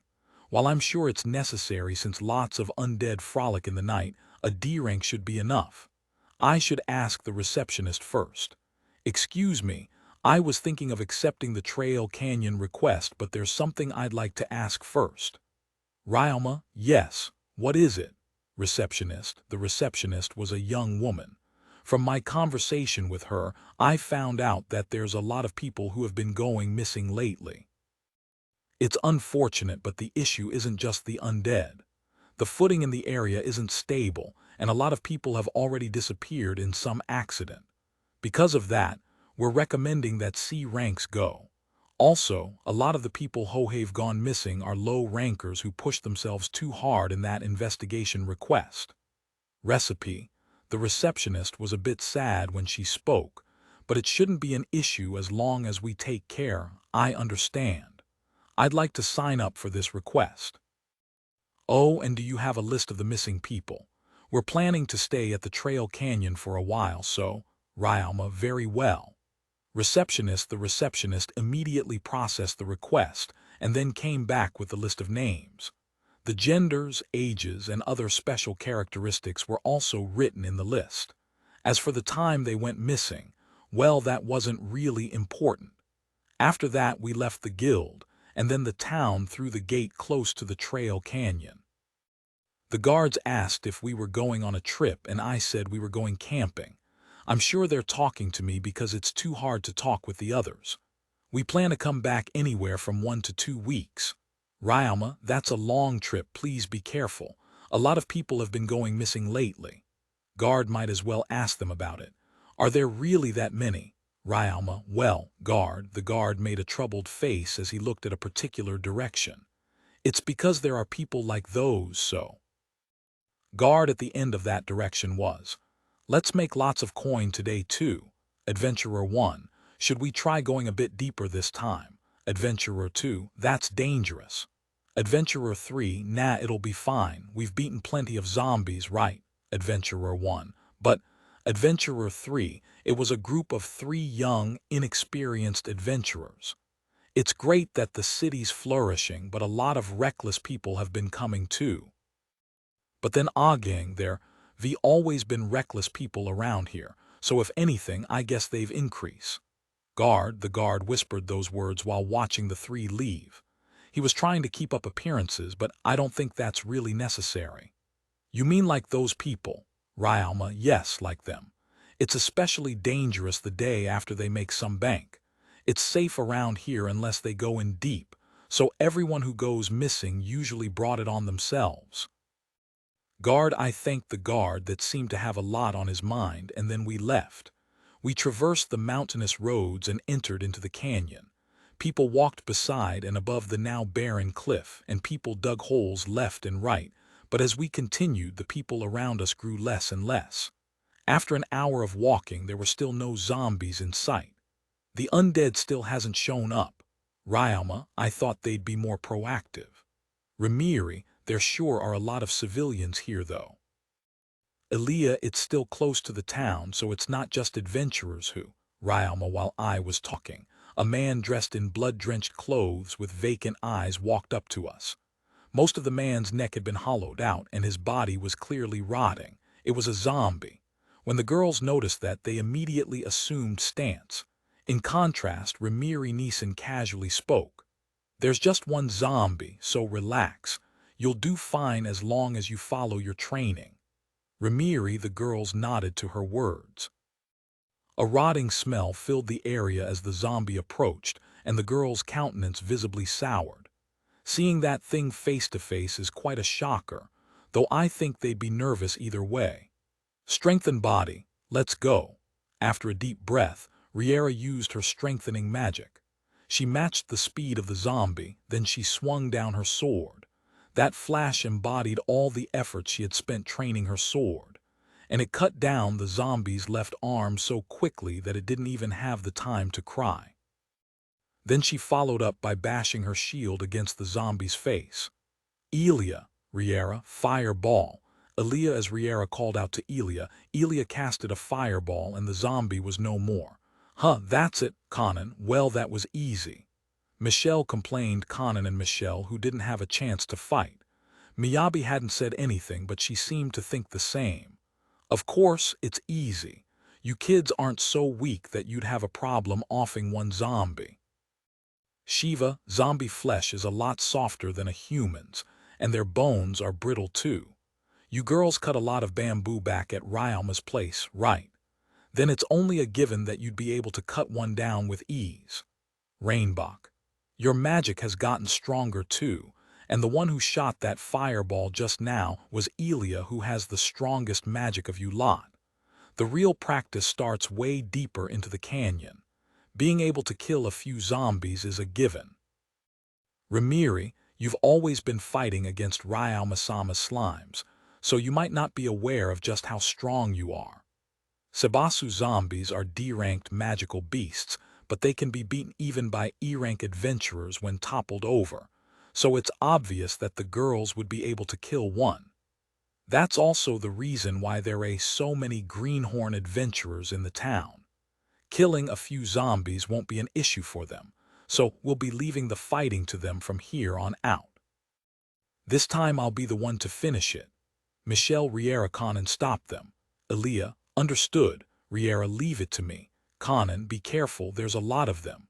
Miyabi, as their movements had got better over time, Riera and Conan was able to quickly cut off the limbs of the zombies to stop them in their tracks, while a barrage of magic was unloaded on them to stop them from regenerating. And just like that, the girls offed 7 zombies. Meanwhile, we were nonchalantly watching the girls fight. They can still handle more. Shiva, should we up the difficulty? Remiri, we should give them more to fight with. Rainbach, how about ghouls and wraiths? The grave slime can bring them. Ryalma, I suggest allowing the Ajao-samas to get used to the zombies first. Sebasu, we discussed like we were watching a sports tournament. Then after some more walking, we made camp beside a cliff that was roughly 6 meters tall. Time for work, I guess Volume 5, Chapter 15 the next day. I'm awake now, so I might as well make breakfast. Last night I made camp by digging out a part of the cliff. I built an entrance and a lobby, left of which is a narrow passage that leads to the kitchen, washroom, and further in, the men's sleeping quarters. There's a stair right next which leads to the female sleeping quarters. There's no difference in their design, I just segregated them. The rooms are reinforced by stone columns made by my hardening. There are also windows so we can see what's going on outside, and enough ventilation so that we don't suffocate. Finally, holy space was used to ensure that the undead don't attack our camp. I've already been living in this world for 6 years. If you exclude the time I've spent traveling, that's 5 years that I've spent living in caves. So naturally, making something like this is a cinch for me. It only took me an hour to make camp, and I even had enough time to make tables and chairs. Naturally, no one was unhappy with my work. Fuff you fuffu, fuff you fuffu, fu tilde fuff you fufu, fu fu tilde tto. Ryalma, I hummed a nostalgic song from my previous life to myself as I wrapped ham and vegetables in fried light wrapping, and poured hot water into a bowl of powder and hard food stuff. With this, the crepe and the instant soup was finished. Crepes are delicious and easy to make. As for the instant soup, I made it by freezing it with ice magic, and then moving it into a clean vessel and then sealing it in a vacuum. A magical freeze-dry, so to speak. Freeze-dry can preserve food and medicine for a long as one takes care with stuff like moisture. Breakfast is ready. I wonder if Elia and the others are too. I take a peek at the living room and I find that everyone's ready. With that, I bring out the food. The 4 adults are just as always, but the girls aren't as lively as usual. Good morning, are you still tired? Ryalma, good morning, Ryalma-san. We were able to rest well thanks to you, so it's no problem. Elia, I asked Elia that while I set the table, and when she answered, the other girls agreed with her. It didn't look like she was putting up an appearance, and she is eating well, so she's probably telling the truth. Since that's the case, the reason they look so tired must be because they're still not used to the undead. I end up gloomy looking at those things too, so it's not like I don't understand. Anyway, I hope they do their best until then. As I encouraged them in my mind, I began eating my portion. After eating and making sure all of our equipment and luggage were ready, we went deeper into the trail canyon. The girls fought the undead as we traveled, but the deeper we went, the more undead came. The least they'd fight would be about 10 to 15 at a time, and the most at about 40 at a time. Firestorm, Elia. Elia, is your mana still okay? Miyabi, I'm fine, though if possible I'd like to conserve them for a bit. Elia, we're almost at our next campsite, so just brace yourself until then. Miyabi, there were about 43 zombies, so Elia had to start with Firestorm. It's good that we chose to rest in a place where it's easy to avoid being surrounded. We can easily beat them as long as we react quickly. But this sort of tactic puts a lot of burden on Elia. She has a lot of magic power, and the magic in the air here is thick, so she can quickly recover her magic. But if it were anyone else, he'd long have exhausted himself. The adults seem worried too. Isn't it about time we joined? Shiva, those kids should still be able to handle it. Why not wait for a bit? Ramiri, well, it's true that they still seem to have some leeway, but... Rainbach, it might be best to join before things get more dangerous. Sabasu, Harris crows will start appearing just a little further. We can join then. Ryalma, lately, monsters other than zombies have started appearing in the trail canyon. Harris crows, crow-like magical beasts, are one of them. I've seen plenty of them drop down from the sky in murders to feed off the zombies. That's probably the reason why they've started appearing here. There are much more of them now, and they are bigger as well. The girls won't be able to handle it if the undead attack them with the crows. While we were talking, I suddenly felt someone staring at me. Immediately, I looked behind me. Someone's coming. Shiva, a member of the bird tribe. Sabasu, just one. Ramiri, when I heard that, I focused my eyes. What I saw was a familiar face. That man is an adventurer from around here. Ryalma, an acquaintance. Ramiri, a familiar face, but that's all. I've traded with him countless times whenever I've had to feed my grave slimes here. I don't know his name. Ryalma, we're not even close enough to be called acquaintances. The bird tribe is one of the many tribes of the beast tribe. They look similar to humans, but they have wings behind them that let them fly. I hear there are also birdmen who have wings for their arms, but because there's not a lot of birdmen in this country, I've never seen one. In fact, this guy is the only birdman that I know. Sharp eyes and falcon-like wings, yeah, that's definitely him. He spread his arms as he descended to indicate that he meant no harm. Greetings, my name is Oslo. I am patrolling these parts for the missing people. Oslo, so his name's Oslo. I didn't know. Apparently, he's heard about Elia's group from the other adventurers. We've passed a lot of people, so of course, we've been noticed. Apparently, though, he didn't hear anything about us. All he heard was that there were 5 girls frolicking. He thought the place too dangerous for 5 girls, so he went to look for Elia and the others. It's like that game, Chinese Whispers. Somewhere along the way the story changed, and now we have this version of the story. The firestorm caught his attention, and he found out that the girls weren't alone, so the reason he showed up was just to make sure we don't misunderstand him or anything. Sorry for the trouble. Elia, I did everything on my own accord. You don't have to blame yourselves. And besides, I have business with him too. Oslo, when the girls apologized, Oslo turned to me. What does he need from me? But before I could ask, he spoke first. I've already exhausted the supplies I've brought for the search. Would it be possible to purchase some food from you? Oslo, a customer, didn't expect him to remember me. I understand. How much will you be needing? I also have goods other than food. Ryalma, there's 11 all in my team, myself included. Would it be possible to purchase enough food supply to support that? I'd also like to buy more of that salve I bought last time. It was quite effective.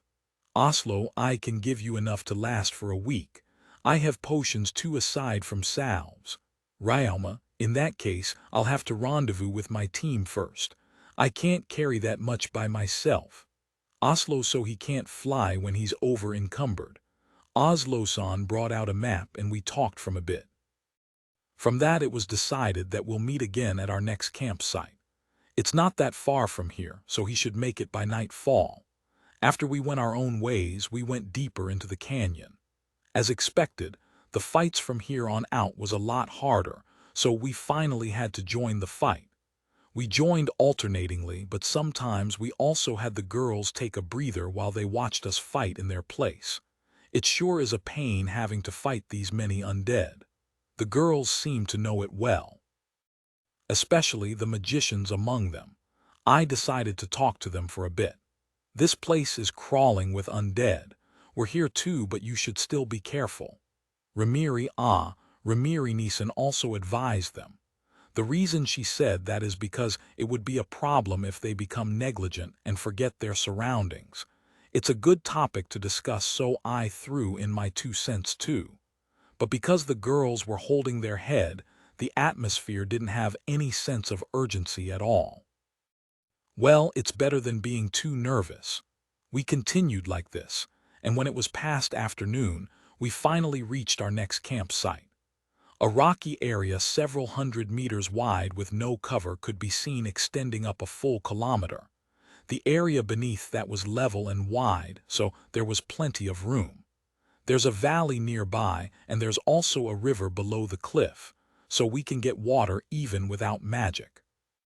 The magic jewels I'm going to excavate are also nearby, so it wasn't a hard decision to make. Speaking of which, everyone knows that I have a map pointing me to a magic jewel dig site. Of course, I kept the part about a goddess giving me this map a secret, so everyone just thinks that I marked some place that's likely to have magic jewels.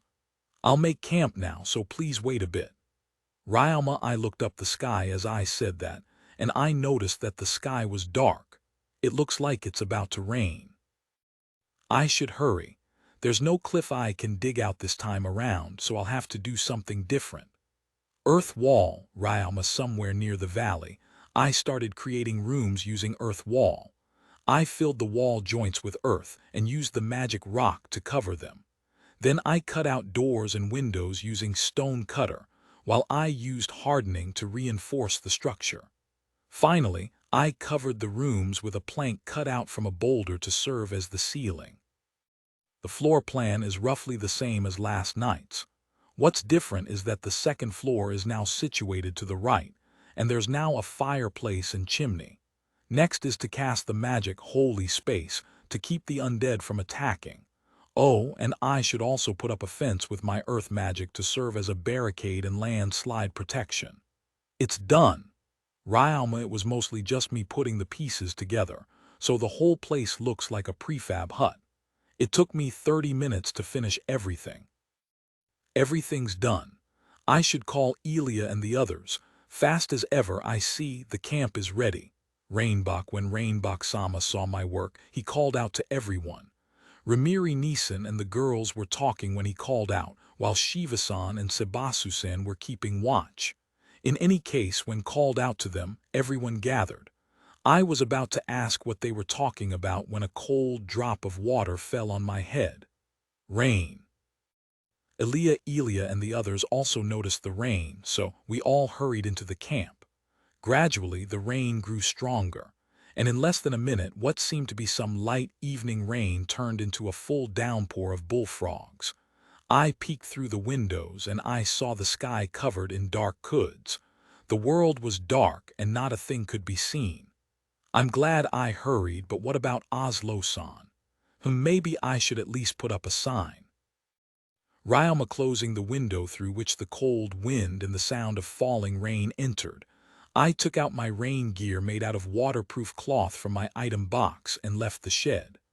I quickly installed a glowing magic stone onto a pillar of stone modeled after the lamp posts in my previous world and put it up. Then I hurried back into the shed. Good work, Kanan. Thanks. Ryalma Kanan poured me a cup of hot tea. As I sat in the living room, I took a mouthful. The honey and the ginger entered my body, and warmth filled me. I continued to drink tea like that as I spoke to the girls about the things that could be improved on in their Tactics Volume 5, Chapter 16 in the room brightly lit by magic stones. We patiently waited for Oslo's group, but they were taking too long. We've had our supper, and yet we still haven't heard from them. They might have found themselves in some trouble, but searching wasn't an option right now. The most we could do was to prepare some soup to warm them when they arrive. The cold wind blew with the pouring rain. Rangers could keep the water off the skin, but it can't stop the cold. Going out now was a sure trip to Sikdon. The soup was instant, so all that was needed was to ready a bowl and some water. Of course, I didn't make it now. I just readied the ingredients. Anyway, that didn't take much at all, and there's nothing else to do while waiting, so I took out the list of names and went through it. I've skimmed through it once before entering the canyon, but that was just a quick read, a glance in fact. There's nothing else to do, so I might as well give it a proper read through. I don't think we came across any of these amongst the undead we fought. I can't think of any leads. Most of the people that have gone missing are in their 10s or early 20s. I guess the young ones really are just too energetic. Ryalma, cough. Ramiri Nisan choked on her tea, spurting out what she had in her mouth. Ryalma-chan, what are you talking like an old man for? Aren't you the same age? Sheesh, it's precisely because you talk like that. Even if you tell me that it's not like I can completely forget the fact that I'm a 40-year-old man. Although there are times when it happens. Anyway, I changed the topic and we talked about the list. I asked her if she had any leads and she said she hadn't. It's expected though. It's not easy to distinguish between one undead and another unless they have some odd feature that really sticks out. The zombies are rotten and the skeletons are just bones. So how are you supposed to tell which one's which? The only way to tell is based on their possessions, but the equipment of new adventurers are mass-produced, so it's not much help. It would be great if they had some unique equipment on them, but Ryalma, yeah, Ramiri, unless they're as rich as nobles or have received some gift from someone. Almost all the adventurers have the same equips. In fact, a lot of those mass-produced equips can be seen in town. It wouldn't be so bad if there were serial numbers imprinted onto them. But unfortunately, there aren't any. I guess that leaves us with no choice but to make out their features and pray that we notice one that matches the descriptions. Ryoma, we have to do it before we kill them too, otherwise the undead will turn into a puff of smoke and we won't have anything left to examine. Remiri, and that's one more reason why this search is so difficult. As we continued to talk like that, the sound of people walking and talking reached our ears through the continuing downpour. There's also the sound of metal mixed in. We stopped talking to make out the sound better, and the source was indeed getting closer. It's them, I think. Ryoma, it could be the undead, so I looked out the window to be sure. There I saw a group of people in armor carrying lanterns for light. Leading that group was a birdman dressed in reindeer. It was Oslo-san. Remiri-san knocked on the door of the sleeping quarters and she called out to the other 8 who were fixing their equipment. The visibility here is poor, so just to be safe, we should make it easier to move in. I pray there'll be no need for it though. I opened the door. Oslo-san, over here.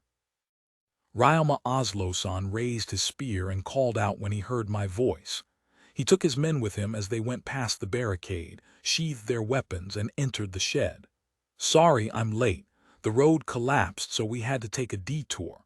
Oslo, for the meantime, please come inside. It's cold out there.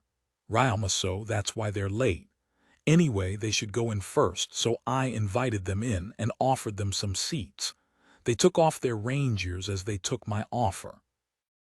It's a bit cramped now with 11 more people, as I did build this shed for us 10 to live in, but we're all still fitting in.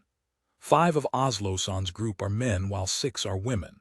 Their ages all seem to range from the 20s to their 50s. There's probably more than one party here, and they're collaborating for a job. After Remiri Nisan called Sebasu-san, he showed up, and I went to the kitchen. I boiled the water with heat, and then I emptied the pack of instant soup into it. We can talk while eating, so please warm yourselves up with this first. Ryoma, thank you. Oslo, I went back to the living room and distributed the cups to the guests. They gratefully took them. Of course, they didn't drink right away. They still had to check whether it's been laced with some medicine or poison. A little later, they all started to drink. It seems that they were able to confirm that it's not poisoned. Good soup. Oslo, thank you. So, what'll you do about the food supply? Ryoma, right. Talk to Nelson, she's the one in charge of our food. Oslo, the middle-aged woman sitting at the corner of the long rectangular table, waved at me. Nelson, I take it. Ryoma, yep, that's me. And you're Ryoma-kun, right? I'm also running a small inn at Teresa, so drop by there too when you have a chance. Nell, I did get her name from Oslo a while ago, but you run an inn. Ryoma, I asked, as it made me wonder whether there were also other merchants working as adventurers other than me, but her response took me by surprise. Oh no, I'm just the landlady. It's my husband who actually runs the inn. Nell, landlady. Why is the landlady in a place like this? I actually retired last year and opened the inn with my husband, but I'm working again temporarily. Nell, apparently, her daughter is also an adventurer, but she went missing after coming here. Every one of them, including Oslo-san, has lost a family member or an acquaintance. I want to put a stop to it. I don't want anyone else to suffer anymore, so I came here. Every one of us came here with those feelings. So we're like a vigilante group of some sort, and we're patrolling here and there. Nell, I see. Ryoma, anyway, let's talk about those supplies. Nell, the conversation was starting to get heavy, so Nelson changed the topic. I also didn't ask anything else, and settled our business. They want enough for 1 week, just like Oslo-san mentioned. The contents include dried meat, smoked meat, hard bread, and baked sweets.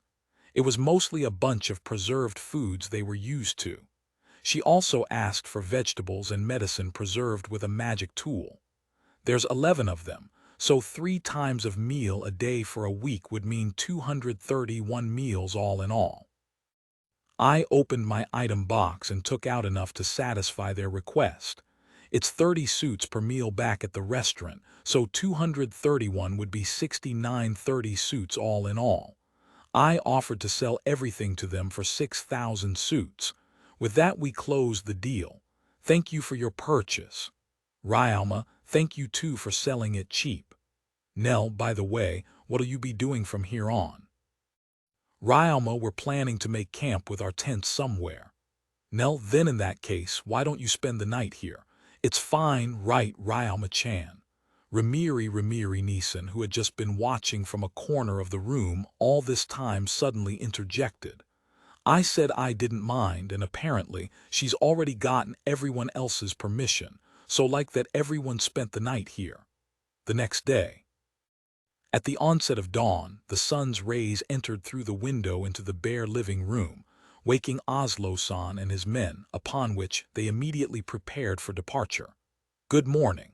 I know it was a bit cramped, but did you have a good rest? Ryalma, more than good actually. It's been a while since I had a good night's rest. Oslo, you even had your slimes wash our clothes. We're really grateful. Slimes are so convenient. I wish we had one at the inn. Nell, the other members felt the same way. It might be a good idea to put up a branch in Teresa. After they finished their preparations, I sent them off. We'll go now. Oslo, please take care. Ryalma, you too. Oslo, after Oslo-san and his group left, a man from their group came back. He named himself Barak. Sorry, but can you sell me that thing you mentioned last night? Barak, last night. Ah, right here. That'll be 50 suits. Ryalma, I took out a roll of tobacco from my item box. Adventurers kept asking me for tobacco when I came here before, and I couldn't meet the demand, so this time I came prepared. It's still not that much though, and I don't smoke myself, so I actually even forgot about it. I only remembered it last night when Barak-san asked. It'd smell if I sold him some last night, so his friends told him to wait until morning since there's no way he was not going to smoke with a roll in his hands. Yeah, this is the stuff. I can fight another week with this. Barak, please be careful not to smoke too much. Ryalma, I know, you take care too. Barak, is he talking about tobacco? I don't smoke though. Ryalma, no, not that. Barak, you mean the undead then? Ryalma, there's that too, but Barak, he hesitated. But after seemingly battling with himself, he spoke in a hushed voice. I'm here because of a friend that's like a younger brother to me who went missing. It's strange, you know. Barak, what do you mean? Ryalma, nothing weird about a greenhorn pushing too hard and finding himself in a ditch, but that guy wasn't the type. He was real cautious, that one. There's no way he would have died over something like that. I can only think of one reason for that guy to die. Something crazy must have happened. There's plenty of places to hide out here. Not just for the undead, but for people too. In fact, people found a suspicious cave whose entrance was hidden. The guild's investigation didn't turn anything up, but it's not an undead. There's some weird bastard out there lurking, sorry. I'm just worrying you like this. I don't have any proof for it. It might just be my imagination. Barak started off really strong, but for some reason that conviction suddenly went weak. No, thanks for letting me know, I'll take care. Ryalma, yeah, you do that. If you find anything out, let the guild know. Later. Barak, as Barak-san said that, he left with Oslo and the others. Anyway, there's no proof, and he's right about that, but it's definitely possible that something else other than the undead is responsible for the missing people. So, I informed the others about Barak's tip Volume 5 Chapter 17 after seeing Oslo's group off. We had breakfast, and then we began training. After some light warm-up and sparring, I took out 20 big grave slimes and 8 Rimmel birds from my dimension home, and then I took out my guitar from my item box. Sitting myself in front of our camp, I strung the guitar once. Is everyone ready? Ryalma, we're ready. Elia and the other girls, seeing the girls ready to fight, I looked to the 4 adults who were also sitting on a chair for confirmation, and then I strung the guitar.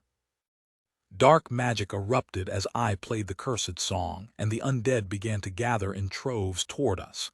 Today's training is to have the girls fight to exhaustion. We don't need to move anymore, and our base here is plenty secured, so an injury or two won't be an issue. Today, neither me nor the 4 adults will be joining the fray. This one's all on them. Of course, we'll save them if things turn for the worse. As I played the cursed song, the girls' long battle began. 20 minutes later. Just where did these things come crawling out of? I've come here loads of times with fresh recruits, and I've never seen these many in one place. Shiva, indeed. Rainbok, the number of undead shocked Shiva-san and Rainbok-sama. I just played a few songs, and there's already over 200 of them, so it's not surprising. Realizing that they won't be able to handle these many without a plan, the girls created a barricade with earth wall and earth needle, slowing down the undead. Then they took turns suppressing them. A good decision. Being surrounded in an open area like this with that number would be fatal. Riera and Conan are fighting the zombies and skeletons, while the other three are taking care of the monsters immune to physical attacks like the Wraith or flying magical beasts like the Harris Crows, but the enemy just keeps on coming. Well, it's partly also because I'm calling them, but this is certainly a bit much. Even I'm surprised. Now what? Michelle, nothing, just keep it up. Miyabi, if we leave this barricade, we'll end up surrounded. Riera, that's true. I could use my firestorm to clean them up, but Aaliyah, don't bother. They'll just come again. Conan, even if they clean one group up, another one will come to take its place. The most important thing in this training is to endure for a long time, so it's best to conserve stamina and magic power. If one runs out of steam during a long battle, the odds of one falling into a bad situation greatly increases. The purpose of this training is to train their body to get used to this pace. While I was thinking that, I sent the Rimmelbird to scout our surrounds to make sure no passerby gets caught. 3 hours passed since then, and the undead just kept coming endlessly. The mental strain and fatigue on the 5 girls gradually built up. Riera, Earth Needle, Michelle, after being surrounded by the undead, one of the barricades in front broke and an undead slipped in. Riera instantly killed that one while Michelle shot out another Earth Needle, penetrating several zombies at the same time like some dumplings on a stick, effectively fixing the broken barricade. You okay, Riera? Michelle, yeah, you saved me. Riera, not really, look. Michelle, the 2 girls turned toward the Earth Needles she just shot out, and small cracks could be seen on them. It wasn't any worse than the Earth Needle before it, but behind the zombie they killed was a zombie, and behind that was another zombie, and behind that was a skeleton with such a huge horde of undead crowding onto them. The Earth Needles can't last long. And it's not just the barricade. Riera's sword is starting to dull after having cut so many too. In fact, she's even started punching the undead with her gauntlets from time to time. Then in that case Elia, you should rest a bit more. Miyabi Elia wanted to cut down on the undead's number again, but she was visibly tired, so Miyabi told her to stop as she took her place and casted her own fire magic. Elia has a lot of magic power, so she's been casting advanced magic one after another to clear the undead, but after all that she's almost out of juice. I asked the adults, "Isn't it about time?" Ryoma Shiva-san immediately agreed. The grave slimes are ready to go anytime. I was thinking of waiting another 30 minutes before intervening, but let go, Conan. Elia, no, Riera, the undead crowding the barricade tripped over themselves, and the skeletons behind used them as scaffold to cross the barricade. The fatigue must have caught up to the girls as they noticed it too late. The skeletons fell down the barricade and were damaged, but they were able to surround Conan and throw themselves at her. The 3 magicians hit the skeletons with their staves in a panicked attempt to save Conan, but by doing so they left the barricade wide open and their defense completely fell apart. The undead poured in, pushing Riera down to the ground, and that's enough. Sanctuary, Ramiri, Holy Flame Carpet, Ryoma Ramiri Nisan casted the advanced light magic sanctuary, extinguishing the undead inside the barricade. Sanctuary is like a strengthened version of holy space. Zombies and skeletons that enter its affected region will instantly be extinguished. After Ramiri Neeson saved the girls, I took care of the nearby undead while I left the ones further away to the grave slimes. Good work. Ryalma, Ha Tilda, girls. When I said that, the girls lost all of their strength and they sunk to the ground. As expected, they're really exhausted. But as long as it's just fatigue, then it's still all right. We did help them, so there shouldn't be any major injuries. At most, there'll be some light wounds. A little rubbing medicine and they'll be fit as a fiddle. After the girls took a bath with the cleaner slimes, we talked about their performance while they ate. After resting for a bit, they fought with the undead again. This time, though, they didn't need my cursed song and the grave slimes. They just walked around and normally hunted the undead. Shiva-san was supervising, and it was similar to what the knights did when they trained. In the morning, they fought by the camp. In the afternoon, they fought while patrolling. When you think about it like that, it's a pretty balanced menu. I'm not needed anymore since they're just patrolling, so I set off to mine those magic jewels. The grave slimes are really useful. Not only can they easily take care of the undead, I can even leave my back to them so I can focus on mining. Come to think of it, if I leave the grave slimes here, won't they be able to wipe out the undead? I won't do it though, since they'll probably end up getting hunted by other adventurers without me around. We're here. Although it's just a random place I chose that's near the designated location on my map. I gave a lot of food to Oslo's group, so I'll have to go back to get more supplies in a week or two. Maybe I should have the girls go then. Ryalma, going to the camp from town means having to face more undead when you're tired, while going back means facing less undead when you're tired since you're getting closer to the town. There's some time before we need to replenish our supplies so they can get stronger in the meantime. Then when the time comes, we'll leave them on their own to replenish supplies. If they make it without me and the adults interfering, then we can bring their training up another level. Yeah, let's do that. Ryalma I opened my item box and took out a mask for mining and a pair of protective goggles made with the sticky slime's hardening liquid. Then I started digging out the cliff in front of me with my Kai-infused pickaxe. The cliff was relatively soft, and I was able to steadily dig. Ryalma, I couldn't dig out any magic jewels even after I dug out nearly half of it, and instead, some odd translucent stone came out. I used Identify on it. Barium sulfate. Ryalma, the rocks around here all have various kinds of metals mixed in them. It's probably because a child of God used this place for magic practice that the topography of the place has completely changed. Anyway, as far as metals go, I know of aluminum, chromium, nickel, quartz, crystals, titanium, silica, limestone, etc., but I've never heard of barium. Barium sulfate, it's that. That thing they make people drink to prevent illness. Ryalma, I remember now. Barium sulfate is also that mineral known as barite, so it shouldn't be poisonous. It's mainly used for preventive medicine and paint, and was there anything else? There's no point mining this thing. Did I make a mistake? There's no point drinking it, and I don't want to drink it anyway. Ryalma, it doesn't really taste good, so there's no point mining something I have no use for, so yeah, I should just leave this spot alone. Ryalma, I hardened the soil I've dug out so far with earth magic, preserving it as a sample for later use. I'll come again when I can think of a use for it. I took out my map and looked for that spot written on it again. Suddenly, it was just for a moment, but it felt like I was being watched. I'm pretty sure there's nothing around me though. I had the grave slimes use its ability to call the undead, but only normal undead came. Was I imagining it? Ryalma, something was off, but I pulled myself together anyway and walked through this rocky road.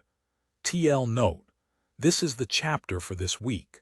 Last chapter was for last week. Also, the title presence is Chinese letter Kehai, which usually pertains to the presence of a living being. And by living being, that means something that moves and stuff, you know. Anyway, something like that. I thought I'd clarify that since presence alone doesn't really seem to give the same feeling as Kehai. Volume 5, Chapter 18. When the sun began to set, I went back home. The girls had already started making supper by the time I got back.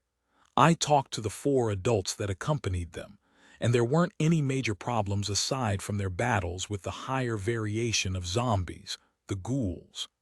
It wasn't bad enough that we had to step in, but it took a while for them to subjugate the ghouls. Shiva, they were just caught off guard since ghouls are much faster than zombies. They'll be fine as long as we throw a ghoul or 2 to practice. Ramiri, I'll have the grave slime catch some then. Anyway, what do you think about that suggestion? Ryalma, after hearing Shiva-san's and Ramiri-san's thoughts, I talked to them about my idea to have the grills go back to town by themselves. Even if we overestimate the time it would take them to go back, and even with the time they'd spend resting added, I don't think it'd be a problem. Shiva, they made it here in 2 days with our help, so the 5 of them together should only take about 3 or 4 days at most. Rainbok, Shiva-san, and Rainbok-sama seem to like my proposition. How about you? How's it going on your side? Ramiri, nothing special. I've been digging magic jewels here and there. The grave slimes took care of all the undead, so there weren't any particular. Ryalma, as I started to talk, I remembered that feeling I got in the afternoon. Did you guys experience something similar? Ryalma, nope. And we would have realized it if someone were watching since we had our guards up just like you did. Ramiri, right. I called the undead, but I didn't find anything unusual. Nothing came up either even after casting a search spell. Maybe it really was my imagination after all. Ryalma, you get it from time to time. You know that feeling where while you're washing your head you suddenly go, someone's watching me. But then, considering the situation, I don't really think that's it. Suddenly, Kaya, a high-pitched scream resounded outside. We immediately ran out of the house, and when we looked around, we saw Elia, Conan, and Riera on their bottoms with their swords out. I thought someone fell into the river, but their swords are out, so I don't think that's the case. Around this time, Michelle and Miyabi also came running here. So at the very least, if someone fell, it wasn't someone we knew. Anyway, their swords are out, so it could be a magical beast or an undead, but I don't see any. What happened?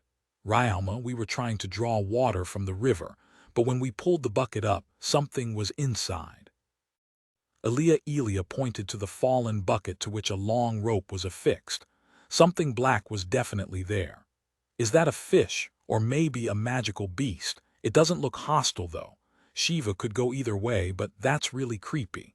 Ramiri, Sebasu, do you know something? Rainbok, no, unfortunately. Sebasu, the adults discussed among themselves the identity of the unidentified mysterious animal. I have some idea myself what it is, but the bigger question is why it's here. It could be a goosefish or maybe a flounder. No, maybe it's a stingray. It could also be a catfish. Ryalma-kun, do you know what it is?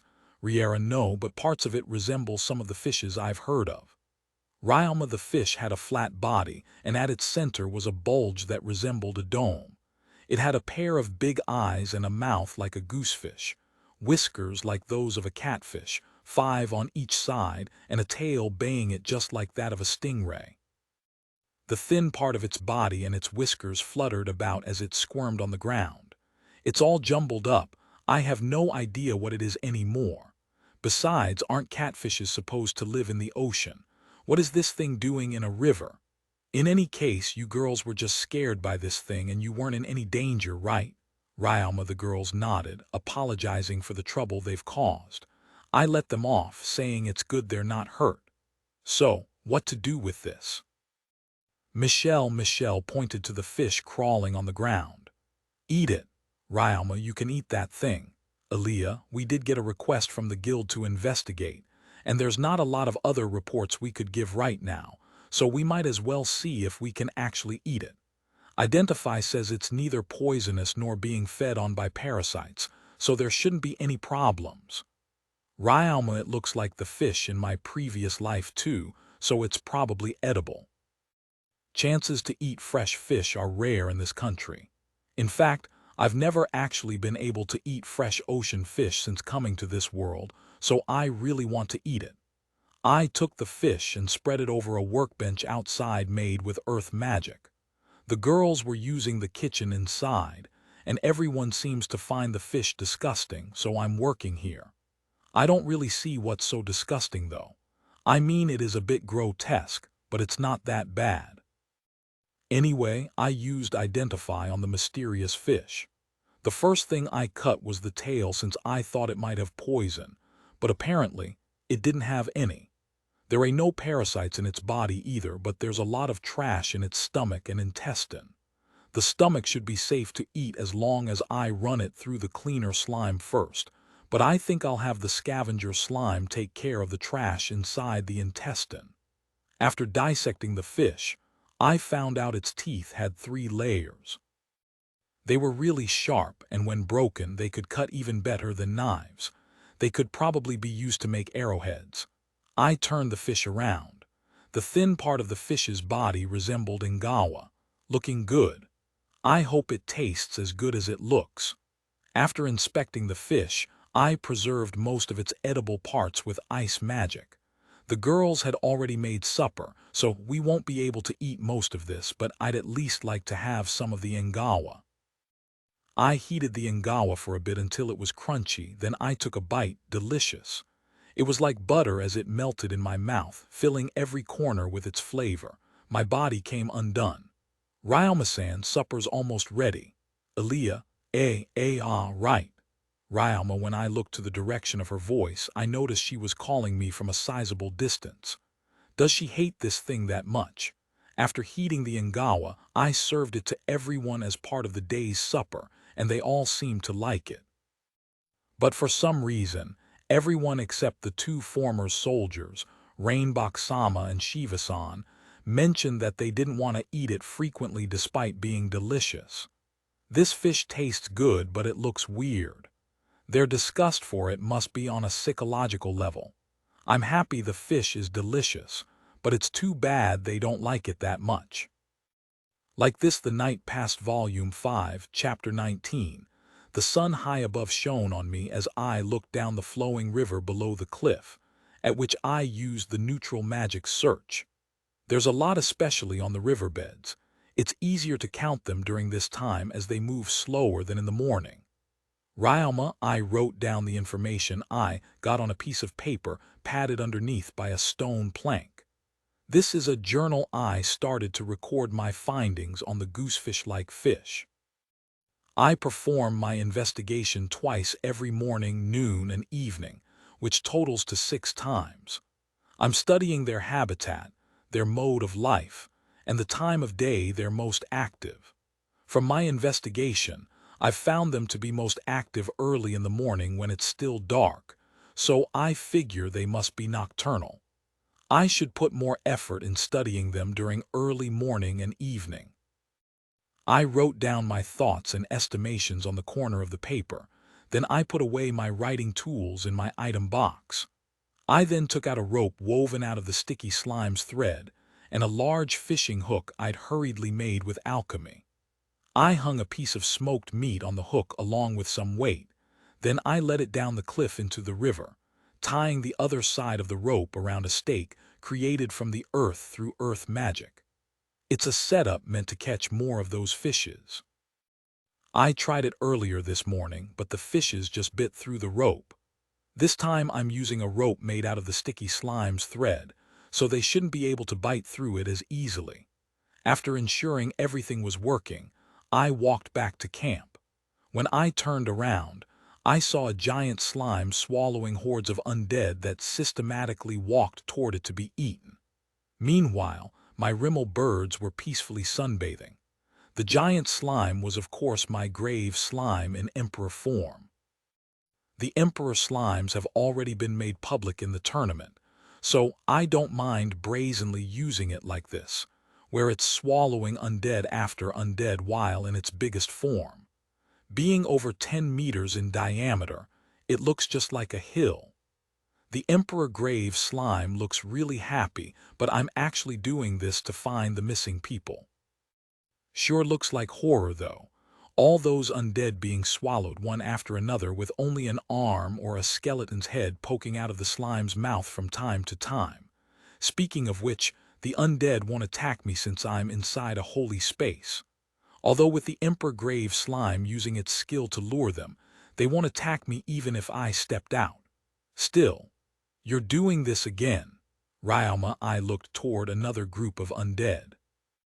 From an otherworlder's perspective, the movements of those undead couldn't be anything else but that famous dance from my previous life.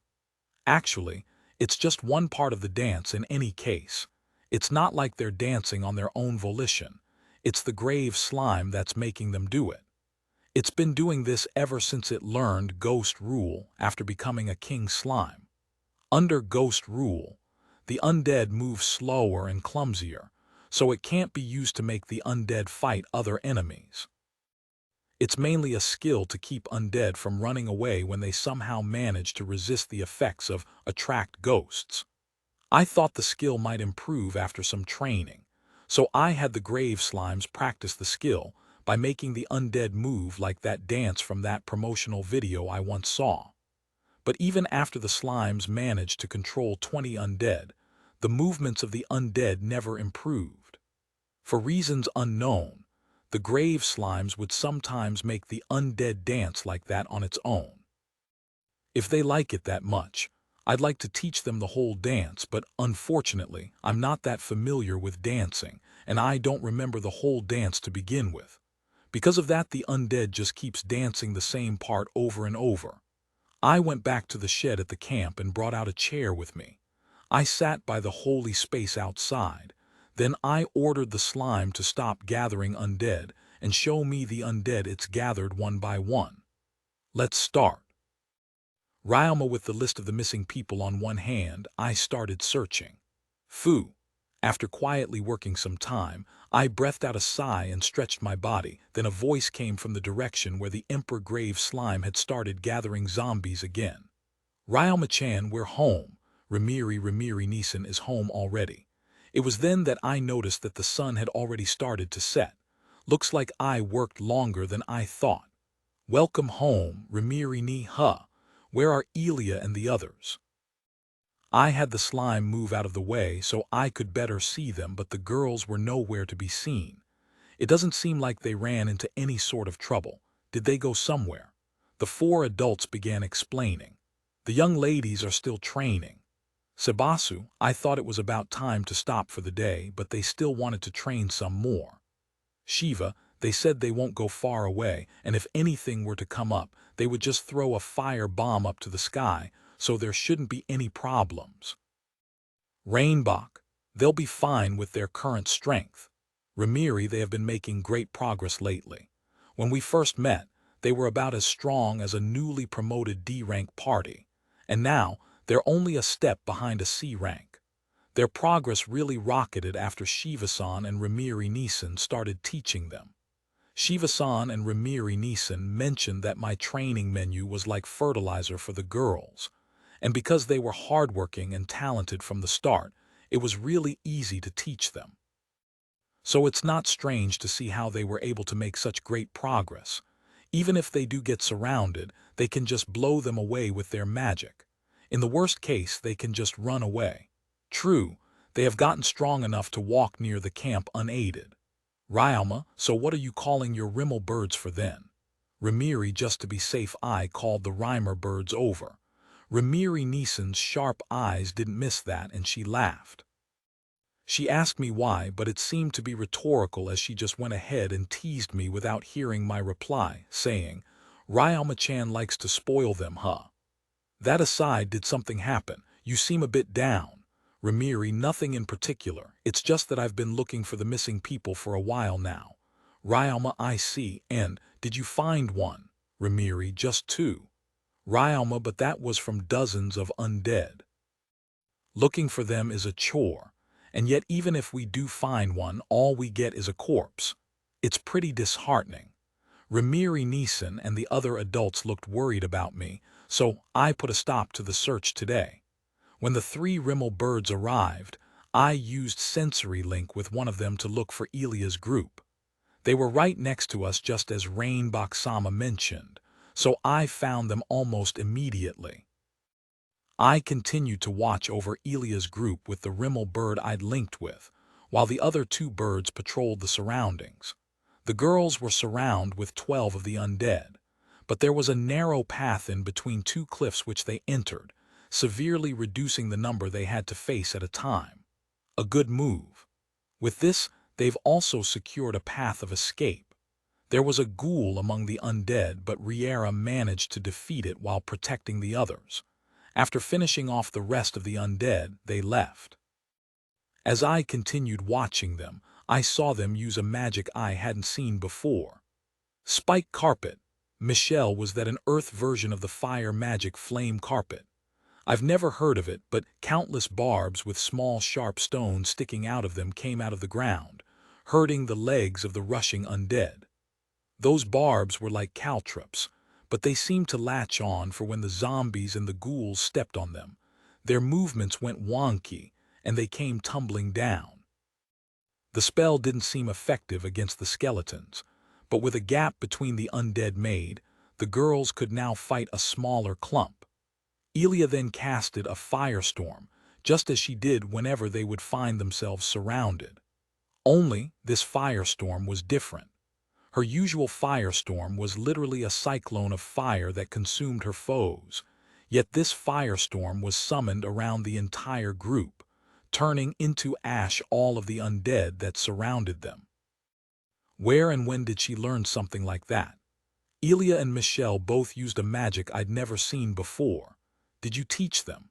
That firestorm wall and that bed of nails, Ryama, that's something they came up with themselves after plenty of trial and error. Rainbach. Elia-chan improved a lot at controlling her magic power, so she tried to come up with other ways to use it. As for Michelle, she figured she could create her own magic too after watching you. Remiri Rainbow-sama and Remiri Neeson said that as they happily drank their tea. So they came up with that themselves. Somewhere when I wasn't watching, they suddenly grew up all on their own. As the girls continued to practice, I quietly watched over them through the Rimmel bird. But then a murder of Harris crows suddenly attacked the Rimmel bird. When the murder of Harris crows attacked, the Rimmel bird used a wind spell to scare them away. It was the wind spell, sound boom, a spell I'd taught it. The booming sound scared the Harris crows away, but the sound also reached the girls, and they decided to stop for the day. They must have thought something strange was going on. It's a place where people frequently went missing after all, and they've never seen me use sound boom either, so it's no wonder they decided to go back. I feel bad for scaring them. I waited outside for the group to come back. When I saw the 5 girls trotting back, I waved at them, to which they waved back with a sword in hand, a staff, or just their hands. After they confirmed there were no undead nearby, they ran back to our camp. Welcome home. Ryoma I welcomed the girls back when they arrived, but they immediately started talking about a booming sound they'd heard. When I told them what that sound actually was, they all promptly lost strength in their legs. They didn't feel like going back to train again after that, and they just went and rested while they tended to their equipment.